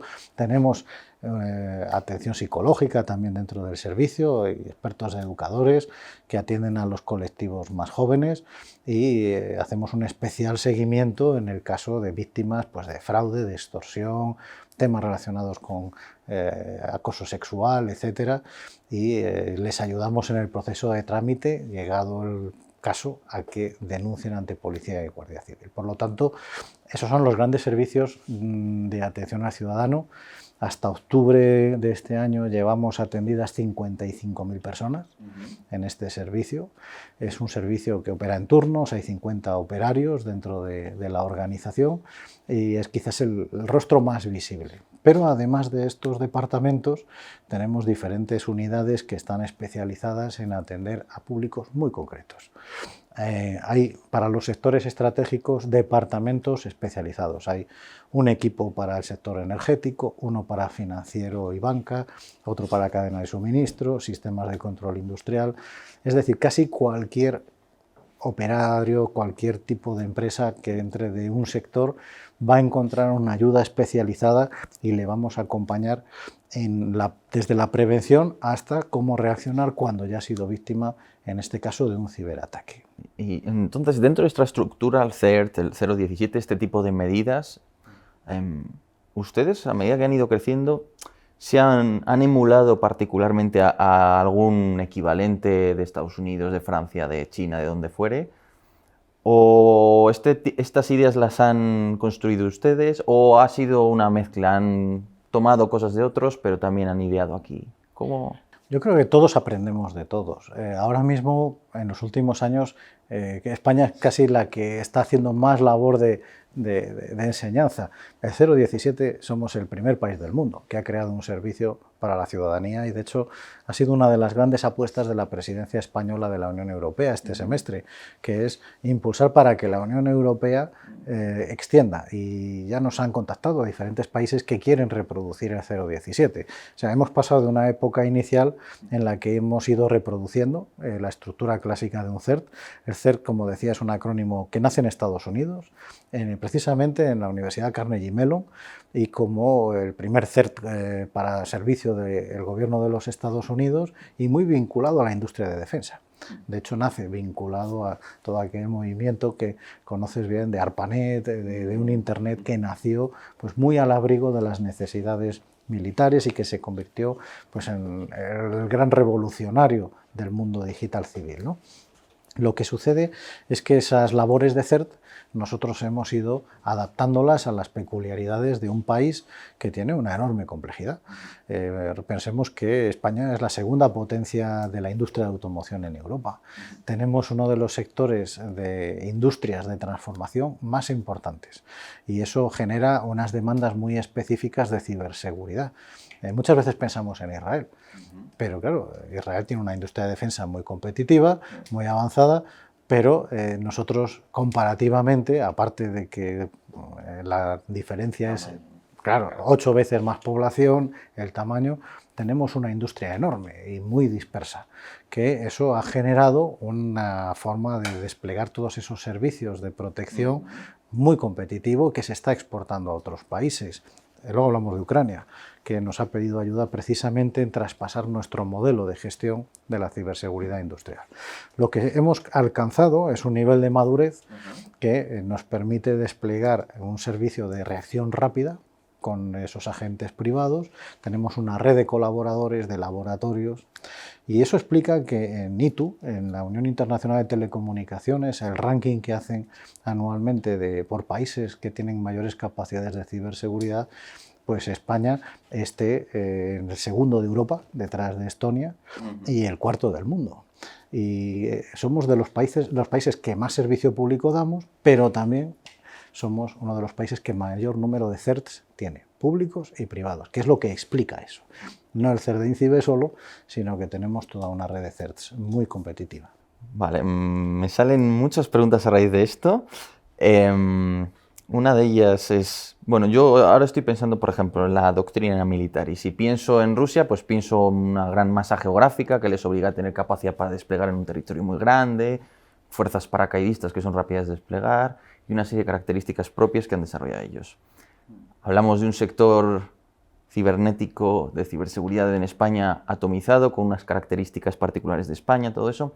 Entonces, si yo ahora hablara de la doctrina del INCIBE, las particularidades de España reflejadas en el modo de operar del INCIBE, que no encontraría en Francia o en Italia, ¿qué encuentro en la estructura de aquí que no encontraría en otros países? ¿Qué innovaciones o qué hay distinto aquí? La mayoría de los países en la Unión Europea y a nivel internacional han barajado la opción de tener una agencia única de ciberseguridad. Eso te lo vas a encontrar en Francia, en el Reino Unido, en Portugal, en Estados Unidos, con CISA, en Alemania, con BSI. Han ido a modelos... ¿Civil o bajo el mando civil o de defensa? Un mando único, normalmente dependiendo del primer nivel del país, que suele ser presidencia del gobierno, presidencia de la república, primer ministro, que acaparan toda esa gestión centralizada. En lugar de tener 3 agencias como tenemos nosotros, 2 en defensa, una en transformación digital, interior, han ido a modelos únicos. Desde mi perspectiva, y esto es una opinión mía, ese modelo ha funcionado en algunos países, pero en otros no lo tengo tan claro. ¿Qué ventajas tiene una agencia única? Bueno, pues ahora tenemos un consejo, nos coordinamos, tenemos una plataforma única, compartimos información, los CERT públicos y también con los privados, y funciona de una manera ágil. Pero si tú estás en una misma agencia, te ahorras todo ese nivel de coordinación. Teóricamente tienes una capacidad de respuesta mucho más rápida y mucho más coordinada. En ese sentido, puede que una agencia única nacional te permita, en caso de ciberataques de alto nivel crítico muy grave, reaccionar de una manera de respuesta muy directa y lanzar todas las acciones de mitigación. Pero creo que tiene determinadas carencias. En primer lugar, cuando tú centras mucho en la labor de, digamos, policial de intervenir frente al ciberataque y tomar medidas de investigación, incluso de sanción, etcétera, puedes desatender otro tipo de servicio público como el que, por ejemplo, hacemos en materia de concienciación a través de la red de centros escolares, con las cientos de miles de escolares cada año recibiendo charlas de ciberseguridad. Puede que no sea tan prioritario las políticas de apoyo a la industria, en este caso, y eso te dificulta el poder entrar. En el caso de Francia, tan es así que muy recientemente la propia presidencia de Emmanuel Macron han tenido que crear una segunda agencia, que se llama Cybercampus France, que le ha encomendado todo el despliegue de programa de emprendimiento, de concienciación, de apoyo a posgrados, másters universitarios, etcétera, en París, y con un presupuesto muy importante y liderado en este caso por un profesor francés, con lo cual ya no hay una agencia única. Están yendo más a un modelo parecido a lo mejor al que tenemos nosotros, en el que se han dado cuenta de que son roles distintos. En aquellos países donde las agencias dependen de Interior o de Homeland como Security, como del caso de Estados Unidos, tiene sus ventajas para coordinar estrategias de seguridad nacional, pero de nuevo la capilaridad que puedes tener involucrando en este caso con agencias regionales, con determinados interlocutores, la pierdes porque el foco está en otro tipo de prioridades. Por lo tanto, cuando nosotros hemos asesorado en la Organización de Estados Americanos, en la Unión Europea, a países de Latinoamérica que nos han pedido ayuda para redactar sus estrategias nacionales de seguridad, y nos preguntan nuestra experiencia, les decimos depende. Depende del nivel de madurez institucional, político, democrático, constitucional. Claro, hay países en los que una agencia que combine servicios de inteligencia con ciberseguridad, nosotros no vamos nunca a entrar en el domicilio de un ciudadano. Nosotros podemos saber que hay una IP que está viéndose afectada por un incidente, y lo que hacemos sería, con autorización judicial y en el proceso de una investigación, podríamos pasar ese dato al juez, pero nosotros no vamos a entrar nunca y no vamos a hacer ningún... Ni enviar a un agente, por ejemplo. Ni enviar a un agente. Evidentemente, nosotros avisamos en este caso a Movistar, al proveedor, le decimos aquí hay un dispositivo que está infectado, que se ve que hay ahí un determinado víctima de un ciberataque, y hacemos un seguimiento de que se desinfecte por parte del proveedor de Internet.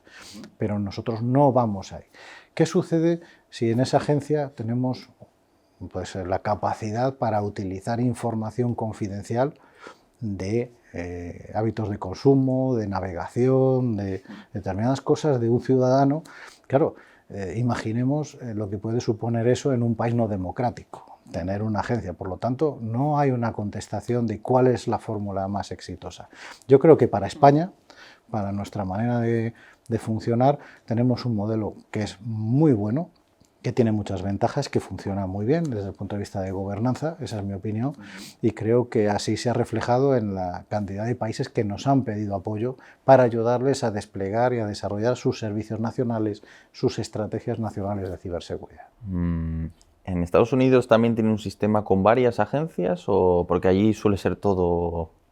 Hay una agencia. ¿Solo hay una? CISA también, sí, sí. Entonces, ¿en este ámbito nunca ha habido una iniciativa para crear una agencia en España? Sí, de hecho algunos partidos políticos lo han promovido y sí que ha habido, y todavía es un tema que sale periódicamente en los medios de comunicación. Responsables de otros organismos consideran que tendría sus ventajas. Yo, desde mi punto de vista, creo que la especialización es muy importante. No es una cuestión de haciendo una estructura de gobierno centralizada se arreglan todos los problemas. Por el elemento que decíamos al principio de nuestra charla, pensemos que el 90% de los agentes que intervienen en la seguridad de un país son privados. Entonces, claro, en un país en el que una autoridad nacional te da una orden y te dice tengo que entrar en tu ordenador y tengo que ver lo que estás haciendo dentro de tu dispositivo, Bueno, pues es claro, si te obligan, si estamos en un país autocrático, evidentemente no te queda otra opción, ¿no? Pero aquí yo creo que tenemos que ser muy garantistas y creo que cada uno tiene que desempeñar su rol, intervenir donde tiene que intervenir y saber hacer lo que mejor sabe hacer. Y yo creo que esa separación, nosotros colaboramos muy activamente con Policía y Guardia Civil, ellos se dedican al ciberdelito, a la investigación criminal. Nosotros, me gusta decir que somos los que nos aseguramos de la seguridad de los vehículos, de las carreteras, pero no el guardia de tráfico que ya llega cuando realmente se ha producido realmente el problema. Hay que diferenciar roles, especializarse y generar una determinada política que esté muy atenuada en ese sentido a lo que cada uno puede hacer. Entiendo entonces que una parte de la idea es que al existir esa especialización y esa división de funciones también hay una suerte de check and balance para evitar comportamientos abusivos en ocasiones, como hemos visto en Estados Unidos, por ejemplo, cuando salió todo el asunto de la NSA, ¿no? Todo el espionaje masivo, en ocasiones al margen del conocimiento del gobierno. O sea, quiere decir que eso puede ser además una medida de higiene, digamos, institucional. Yo creo que sí. Yo creo que sí, porque ojo, ningún organismo está exento de que pueda haber abusos aprovechando la información privilegiada. Y yo creo que una de las grandes ventajas de que haya diferentes roles es que hay esa mayor necesidad de contrastar y de comprobar las diferentes perspectivas. Poniéndose el ejemplo de TikTok, claro, nosotros podemos estar pensando desde el punto de vista de una familia, de un escolar, de una empresa, que utilice esa aplicación, sin embargo en defensa van a tener otra visión.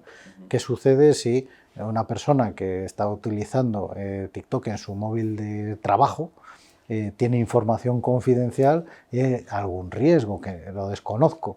Evidentemente cada organismo va a tener una capacidad de parametrizar qué nivel de seguridad y qué nivel de permisos, qué nivel de riesgo se expone en utilizar unas herramientas u otras. Y eso es el ADN de Internet. Nosotros somos ingenieros. Al final hemos crecido en el convencimiento de que todo este sistema de Internet y de distribución múltiple de nodos tecnológicos se ha creado con un propósito, que es la resiliencia. De manera que no depende todo el sistema de acaparar, centralizar nodos de datos, de infraestructuras, sino que el sistema siga funcionando. Ese fue el propósito original de liberar Internet. Yo creo que se debe de mantener ese espíritu y es el espíritu con el que se está trabajando, al menos en el ámbito de la Unión Europea. Eso no quiere decir que seamos un sistema más débil porque carezcamos de una estrategia más centralizada. ¿Son mejores los sistemas de países que censuran Internet, que pueden cortar Internet a sus ciudadanos, que pueden cortar el acceso a que usen dispositivos móviles, que aquellos que permiten un acceso responsable y que invierten en tener educados a sus ciudadanos en la responsabilidad, en la importancia de la seguridad, en creer en la capacidad? Yo creo que es un nivel de madurez de las democracias. Hay que confiar en que los ciudadanos saben aprender, pueden tener la información, elegir y disponer, y a veces la tentación de marcar determinado tipo de límites y barreras es peligrosa. ¿Cuál es el mayor ciberataque que hemos tenido como país? Yo creo que por su impacto, por su carácter pionero en el ámbito del daño infringido, la sucesión de ataques de WannaCry de 2017, Petya y NotPetya, que al final fueron las mismas versiones de ese ataque inicial que todos recordamos como WannaCry. ¿Qué es eso de WannaCry? WannaCry realmente en el 2017, en marzo, se publica una vulnerabilidad en Internet que afectaba a equipos con sistemas operativos de Microsoft, que ya no estaban soportados por el mantenimiento de la compañía. Esa vulnerabilidad, que es un software que actúa como un exploit, es decir, que introducido en ese computador o en ese ordenador que tiene ese sistema operativo, permite acceder hasta el corazón del sistema operativo y tomar el control de la máquina. Ese exploit, que se llamaba Eternal Blue, se publica, se difunde y se utiliza para lanzar un ataque global. ¿Y qué sucede? que además se da el caso de que los primeros que dan la voz de alarma es en España. Un viernes a las 10 de la mañana, un 12 de marzo, ahí está Telefónica, que es la primera que detecta y que en ese determinado momento envía a sus decenas de miles de trabajadores para casa. Les dice que suelten el ordenador, que no toquen nada y que no vuelvan hasta el lunes. Empieza a salir en los medios, pero otra cosa que hace Telefónica, que es muy importante, es que mete en la red de CERTS española y por lo tanto mundial la alerta. Dice, ha entrado algo que tiene un componente especialmente preocupante. Es una combinación de troyano y de gusano.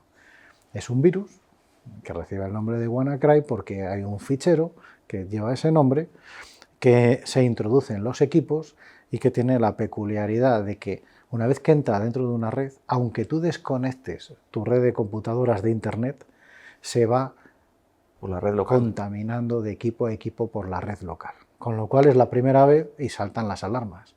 No vale con apagar Internet porque una vez que entra se expande por todos los... O sea, es como una pandemia, el propio virus se replica. Claro, es un gusano que se autorreplica independientemente de que cortes los accesos. Por lo tanto, por eso la primera orden es dejad todo, no toquéis nada. Aquellos que no habían llegado a arrancar el ordenador, eran como las 10 de la mañana, un poco más, no se llegaron a infectar, pero todos aquellos que iban encendiendo, el sistema se iba encriptando. Se encriptaba y te llegaba un mensaje en la pantalla en la que te decía que pagaras una extorsión en bitcoins a un supuesto secuestrador que te iba a devolver el control de tu equipo previo pago. Empezaron pidiendo $500, una cantidad aparentemente pequeña, y lo que hacía era te mandaba la clave de descifrado. Se va complicando el sistema, empezamos 150.000, 200.000, 300.000 equipos en todo el mundo, pero es que el sistema resulta que ni siquiera pagando el rescate, el supuesto secuestrador te devolvía el control. Con lo cual había algo ahí muy extraño. Pues no buscaban el dinero. Claro.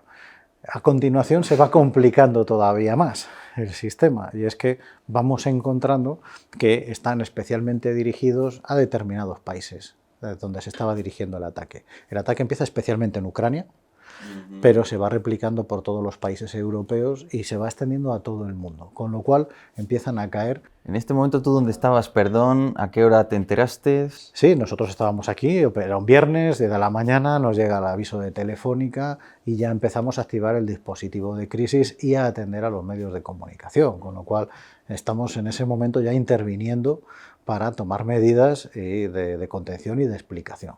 El CERT funcionó muy rápido. Insisto, hay que reconocer el mérito a Telefónica de que aplicó el protocolo y gracias a ellos se evitó que el impacto fuera mucho mayor, porque muchos países, por la diferencia horaria, ya estaban en fin de semana, pero otros todavía no habían empezado la jornada, con lo cual se mitigó gracias a que España tenía un sistema de respuesta rápido. Con lo cual, el problema es que el ataque se va haciendo evidente. La primera oleada, que es en esos 2-3 días de marzo, se repite otra vez en junio, con el mismo software, porque el software se va innovando y vuelven a lanzarlo. Inmediatamente en marzo, Microsoft, presionada a nivel global, libera un parche de seguridad para los equipos, pero claro, hay millones de equipos en todo el mundo que porque carecen de expertos informáticos, porque carecen de capacidad de gestión, quizás, por dejadez, por obsolescencia de los equipos, no aplican el parche, con lo cual en junio volvió a ser muy dañino.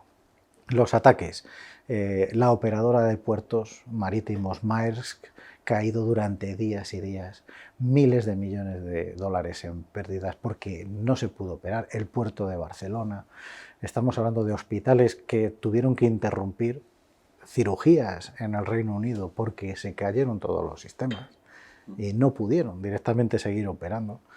Estamos hablando de empresas enteras que se vieron dañadas porque el problema de este tipo de software que hace la encriptación y que se conoce como ransomware no es que tú pues, pagas el secuestro, obtienes las claves. En este caso, además, ni siquiera era real el secuestro, sino que a veces incluso pagándolo y recibiendo las claves, si has dañado la BIOS, si has dañado el sistema operativo base del equipo, no puedes recuperar los datos, has perdido el sistema. O sea, que era destructivo directamente. Es muy destructivo este tipo de software malicioso.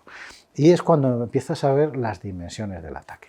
Hay una investigación posterior, la Unión Europea en el año 2020 establece que ha habido una responsabilidad de autoridades rusas, además están condenados en ausencia, tienen un orden de búsqueda y captura y un régimen de sanciones de la Unión Europea acusándoles de que ellos orquestaron este ataque y de que fue un primer caso de ciberguerra masivo. Hasta tal punto tuvo influencia que, por ejemplo, ha habido pues, un gran conflicto en los juzgados suizos a raíz de eso. La operadora de seguros Zurich, creo recordar, se resistió a pagar las indemnizaciones a la multinacional agroalimentaria Mondelez, porque con la declaración de que podía haber sido un ataque de ciberguerra con origen en Rusia, creían que se incumplía la póliza de seguro porque no cubre guerras. No, claro, fortuito. Entonces se resistían a una indemnización de miles de millones que reclamaba Mondelez por los daños ocasionados. O sea, es un ciberataque que reúne en ese momento todos los casos. Obsolescencia programada de millones de equipos en todo el mundo, que sigue siendo un gran problema hoy para poder tratar de ciberseguridad. Multinacionales que habían dejado de dar soporte, como en el caso de Microsoft, a un software, tienen que seguir dando soporte. Estamos hablando de ciberguerra, estamos hablando de caída de infraestructuras críticas, de daños que pueden afectar incluso a vidas, miles de millones de pérdidas. Yo creo que ha sido el gran ataque. Es el gran ataque que hace que muchos responsables públicos digan esto es un tema que requiere una gobernanza global de la seguridad diferente a la que habíamos tenido hasta ahora. ¿Y se acusó al Estado ruso o a personas privadas? A responsables del gobierno ruso. A responsables. Con nombres y apellidos. ¿Y aquí qué afectó en España? ¿Qué fue lo más atacado? ¿Cómo fueron esos días? ¿Qué tuvisteis que hacer? Sí, aparte de Telefónica, evidentemente, que supuso... Por cierto, has dicho gracias a que Telefónica informó. Claro, claro. O sea que, mucha gente criticó... O sea que no se da por hecho mucha gente criticó, que vayan a informar, ¿no? Mucha gente criticó por la Telefónica, la reacción en medios. Digo, no, Telefónica es un caso de éxito. Porque hizo lo que tiene que hacer, en este caso, una organización que tiene su propio CER de seguridad privado, que es lanzar la alerta y decir, ojo todos, que esto funciona así, tened cuidado los que venís detrás. Entonces Telefónica fue el primero en informar públicamente. Claro. Pudo haber otros que lo estuvieran viendo y no informaran. Puede ser, no lo sabremos. Pero hay que reconocerles eso. Yo no me canso de reconocerlo. Yo creo que tuvo un gran mérito y que una de las fortunas mundiales es que cayera en España. Porque como te decía, España es el segundo país del mundo en número de CERTs, detrás de Estados Unidos, públicos y privados. Es decir, tenemos un nivel de capacidades profesionales muy importante, de respuesta rápida y de despliegue, en este caso de medidas de contención. Por lo tanto, evidentemente daños aquí se recibieron en muchos organismos públicos, privados, hubo caídas de sistemas. Al ocasionar en viernes, muchos se consiguieron recuperar el lunes, martes estaban operativos, pero si hubieran caído mitad de la semana hubiéramos tenido serias afecciones. ¿Y aquí entonces a qué afectó y qué tuvisteis que hacer en concreto esos días? Lo primero, nosotros lo que hacemos evidentemente es lanzar a través de toda nuestra red a los operadores, a las empresas, un aviso diciendo lo que tienen que hacer ustedes es instalar este parche que ya Microsoft ha liberado, que evita que el sistema operativo se vea infectado por este virus, tener precaución porque la vía de entrada es un correo con este adjunto que lleva este tipo de claves, tomen todas las medidas suficientes para evitar ser víctimas de esto. No era cero clic, ¿no? No, era WannaCry. Pero la operativa es muy similar a cómo sucede en este tipo de ciberataques globales. Combina todos los elementos, phishing, gusano, troyano, ataque a infraestructura crítica, etc. ¿Y a qué golpeó aquí en España? O sea, ¿qué fue lo más? La mayor afección, creo recordar por el número de días, fue el puerto de Barcelona que operaba Maersk. Fue el que más tiempo estuvo en el mes de junio inutilizado, literalmente. Perdieron el control de los sistemas.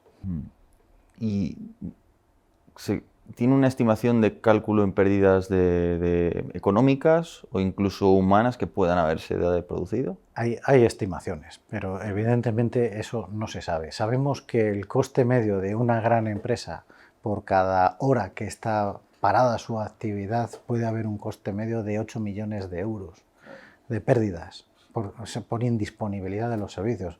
O sea que hagamos un cálculo, ¿no?, de cuánto tiempo perdieron oportunidad de dar servicio, en este caso operadores de telecomunicaciones, operadores de transporte. Claro, el daño es incalculable. Y si Microsoft decide, bueno, es un equipo antiguo, ya todos sabemos que nosotros ya no proveíamos ese servicio, por lo tanto me desentiendo. ¿Qué pasa si una empresa de este tipo decide adoptar una actitud de ese?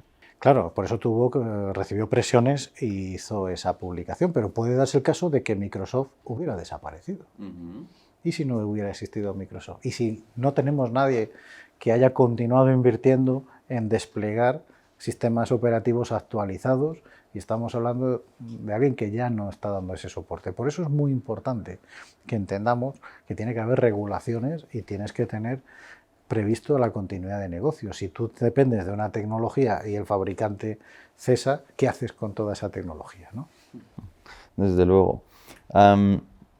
Cuando eso sucedió en España, ¿hubo buena coordinación entre las distintas agencias? ¿Qué hicisteis en concreto para coordinaros? No, excelente, absolutamente. Nosotros inmediatamente, cuando recibimos un incidente, hay una plataforma común con los CERTs del Ministerio de Defensa, CCN, Comando del Ciberespacio, se sube la información, se genera una ficha de datos, se hace un comunicado, publicamos en diferentes canales, evidentemente tomamos todas las medidas de conocimiento. En el 2017 aún no teníamos el 017, pero ahora mismo con el 017 reforzamos eso, de manera que ataques recientes que han sufrido, por ejemplo, Air Europa, que tuvo robo de decenas de miles de tarjetas de crédito y claves de sus clientes, o Iberdrola hace unos meses, ya cuando nos reportan el incidente, tal como les obliga la ley, automáticamente, en coordinación con ellos, lanzamos un mensaje para que las víctimas del ciberataque, si además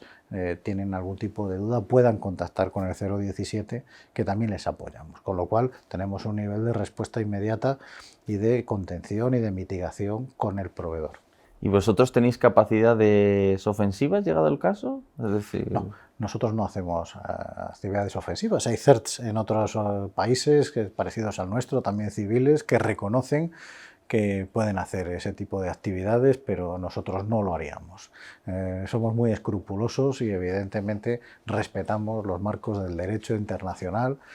Hay un embajador en España para la ciberseguridad, que es algo que también nos distingue como uno de los países avanzados en este sentido, que lleva la coordinación en materia diplomática, que coordina la comisión dentro del Consejo Nacional de Ciberseguridad con las diferentes agencias, todo lo que son relaciones exteriores, con lo cual tenemos ahí un interlocutor privilegiado para interponer acciones que tengan que ver, en este caso, con terceros países.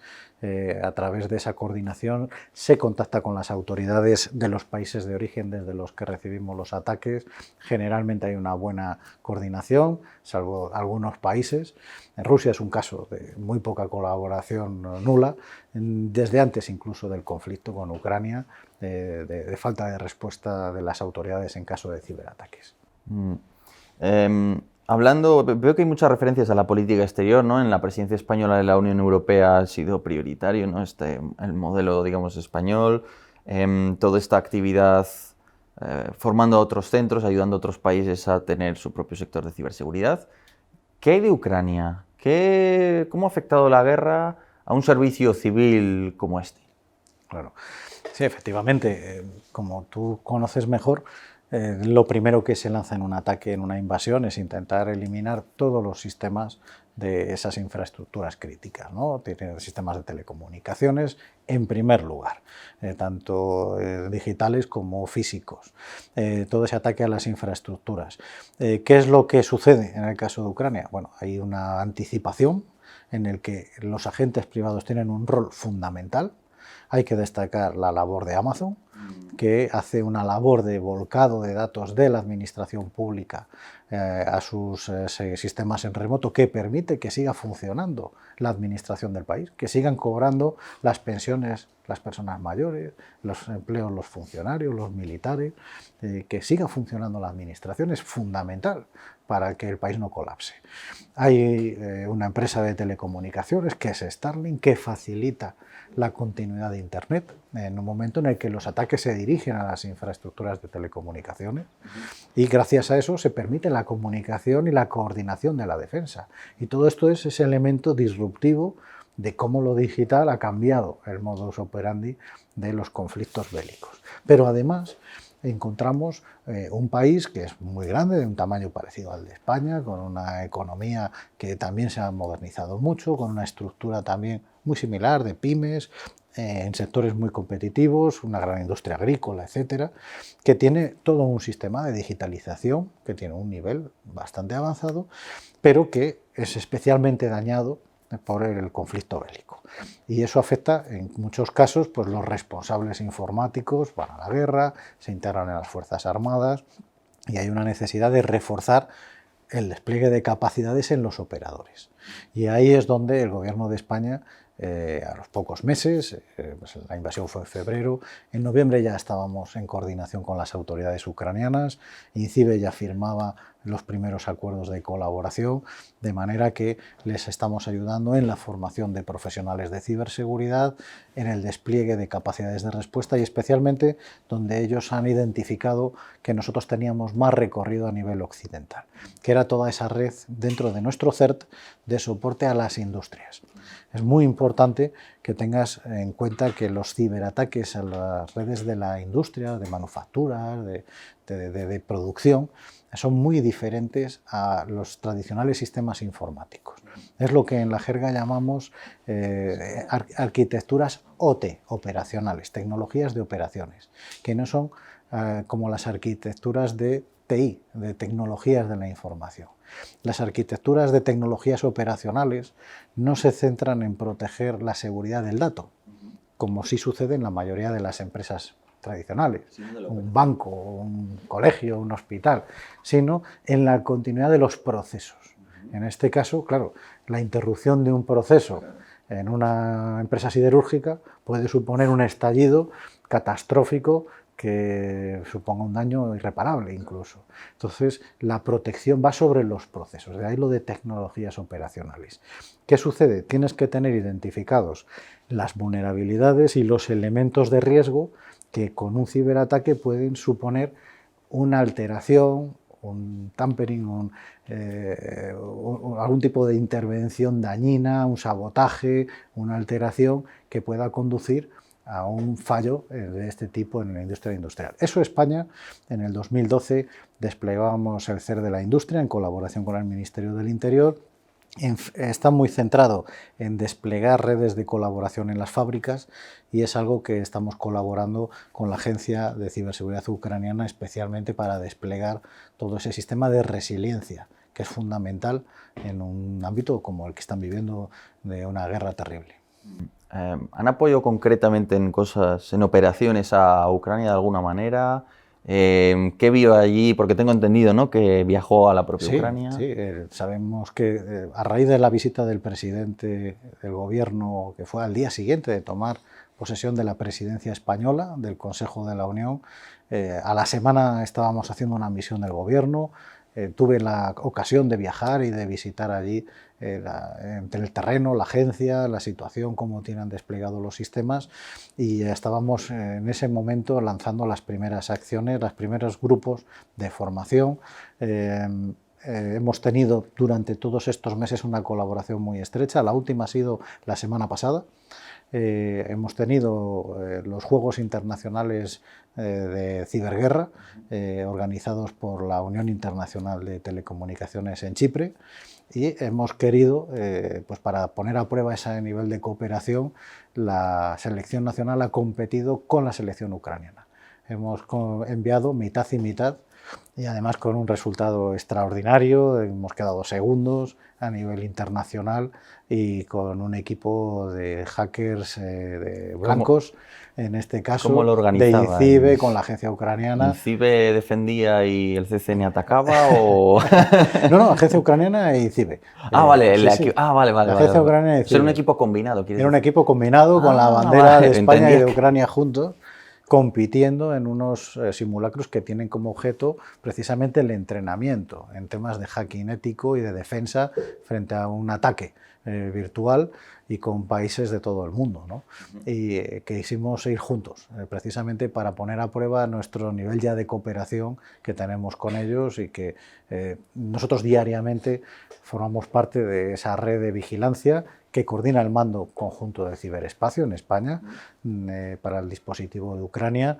Hoy mismo estábamos viendo, antes de empezar la entrevista, hemos monitoreado 4 ataques procedentes o relacionados con el conflicto de Ucrania, casi todos relacionados con ataques de denegación de servicio. También hoy ha sido el caso del ataque a Kyivstar, uno de los operadores de telecomunicaciones principal de Ucrania, que ha ocasionado interrupciones de plataformas de pagos, de entidades bancarias.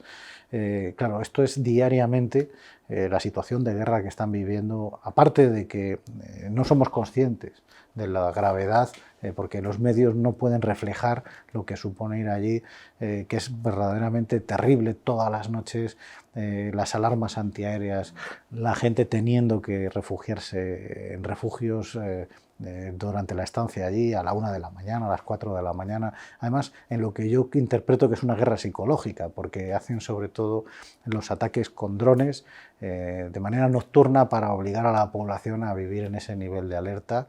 Estoy hablando de la capital, de Kiev, ya no te digo las zonas de trinchera que conoces mejor, que me imagino que todavía la situación es mucho peor, y con ese nivel de ataque de cientos de drones lanzados simultáneamente que siempre pasan a las defensas.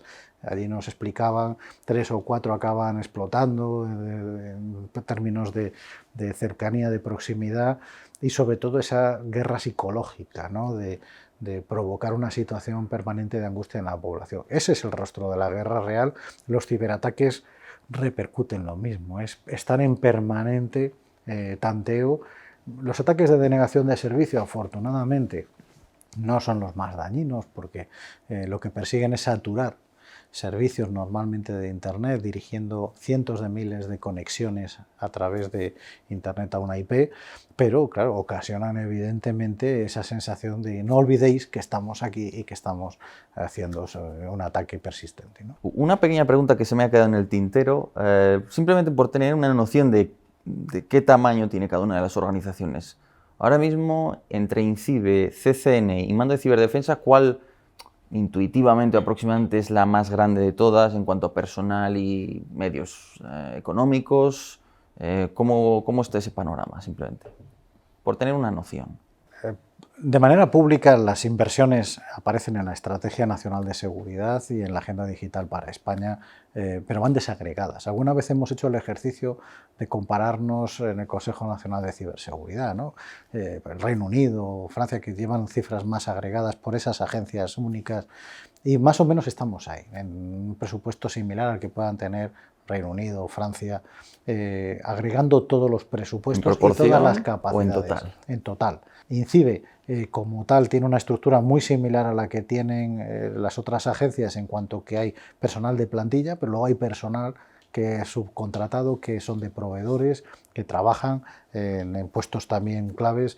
De las 300 y algo personas que podemos trabajar para INCIBE ahora mismo, algo más de la mitad, unas 160, son personal de plantilla, y un número un poco menor son empresas que prestan sus servicios con esos operarios y que se van subrogando, y por ejemplo el personal que atiende 017, ¿no? Por lo tanto, somos quizás INCIBE ahora mismo, sí, posiblemente sea el organismo con mayor inversión conjunta, porque proteger ciudadanos, empresas, el volumen requiere un presupuesto importante que desde ahora hasta el 2026 pues vendrá representando unos 120 millones de euros de presupuesto anual solo INCIBE. Con lo cual yo creo que ese sería el referente.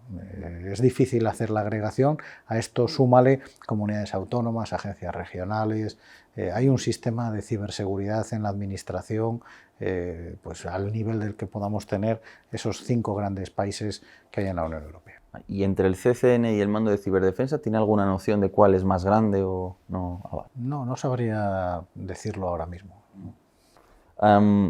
Bueno, pues llegando ya a la parte final de la entrevista, rápidamente, ¿el mercado laboral español es bueno? ¿Provee suficientes técnicos? ¿Falta gente? ¿Cuál es la situación? Hace ahora 2 años hicimos un estudio del mercado laboral para precisamente diseñar esa agenda digital y las empresas nos decían que se estaban quedando de media vacantes el 15-16% de las plazas que van publicando para dotarse de profesionales de ciberseguridad. Se calculaba que de los 220.000 empleos que hay en España en el sector de la ciberseguridad, podíamos tener ahora, en 2024, un gap, una brecha de unos 40.000 puestos de trabajo no cubiertos. Por eso lanzamos una de las iniciativas, ha sido el generar más formación de posgrado, más formación en secundaria. Hace 6 años, con la Secretaría General de Formación Profesional, creábamos el ciclo de especialización en ciberseguridad de la formación profesional, que ya este año se está extendiendo a un mayor número de centros de secundaria en toda España.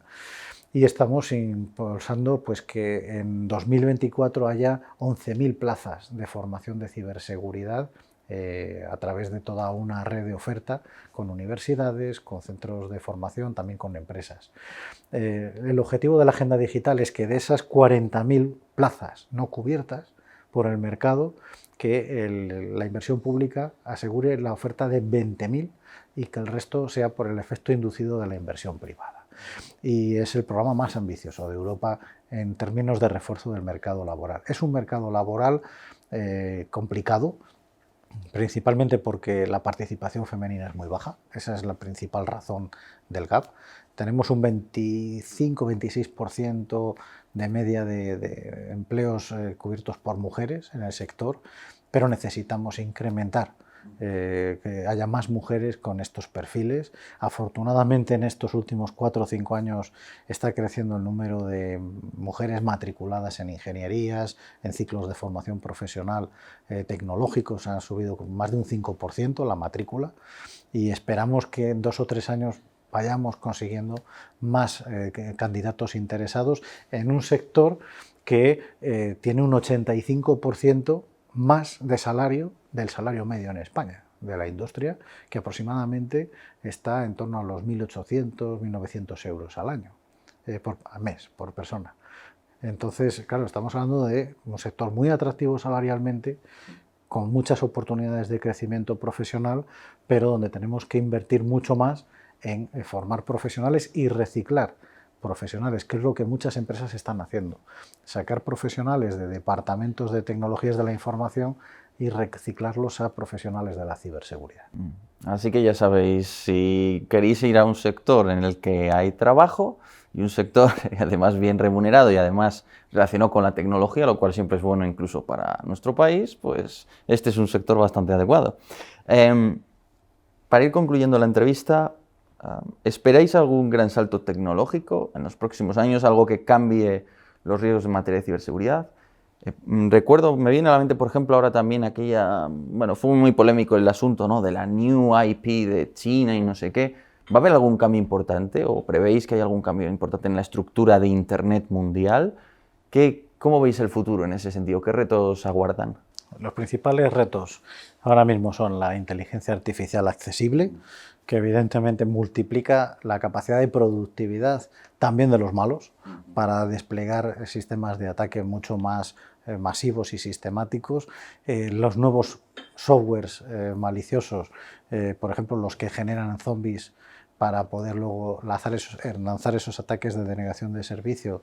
Mirai, que es el más popular, combina inteligencia artificial. Él mismo va aprendiendo contraseñas más habituales de dispositivos que incluyen routers, cámaras de vigilancia, pequeños dispositivos de Internet de las cosas, con lo cual la inteligencia artificial va a tener un efecto multiplicador del volumen de llegada de los ciberataques.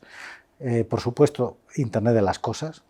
El número de dispositivos conectados, ya nadie sabe, ya hemos perdido la cuenta. Gartner dice que puede haber el año que viene 50.000 millones de dispositivos conectados a Internet, desde las pulseras que miden nuestros pasos al juguete de los niños, pasando por el televisor y cualquier tipo de cosa. Tienen una inseguridad por defecto porque no es posible, no tienen capacidad de procesamiento de datos, no hay manera de configurar eso para evitar que alguien con unos conocimientos básicos lo pueda tamperizar, lo pueda sabotear, lo pueda controlar de manera remota. Por lo tanto, eso también nos está provocando una aceleración de los vectores de ataque que estamos recibiendo. Y yo destacaría también el ámbito de la criptografía cuántica y de 5G. Criptografía cuántica, la vulneración de las contraseñas, de los sistemas de encriptación para evitar y mantener la confidencialidad de los datos, y la 5G y la 6G, la nueva generación. 5G y 6G va a hacer que los sistemas de las organizaciones sean más seguros, pero hace una exposición mayor en las cadenas de comunicación, es decir, en los puntos a punto, en esas redes de infraestructuras de telecomunicaciones, donde toda esa altísima velocidad puede ocasionar que ahí se aproveche por parte de los ciberatacantes. Por lo tanto, ahí vamos a tener un gran reto para que la cadena de suministro, los distribuidores, los que utilizan los servicios a pie de casa, a pie de empresa, puedan dar experiencias de seguridad. El horizonte, por desgracia, va a ser de más riesgo, pero también hay que pensar que cada vez estamos tomando medidas para anticiparnos a eso mejor. En control de infraestructuras, el papel del Internet satelital con respecto al uso de cables, ¿algún cambio se espera ahí? Porque lo que sí estoy viendo es todos los cables submarinos ahora mismo los están poniendo empresas privadas, ya no son estados. ¿Algún cambio ahí relevante o bueno, nada? La iniciativa privada es, como decíamos, la clave ahora mismo de la digitalización, porque no hay Estado que pueda acometer todo ese despliegue de infraestructuras.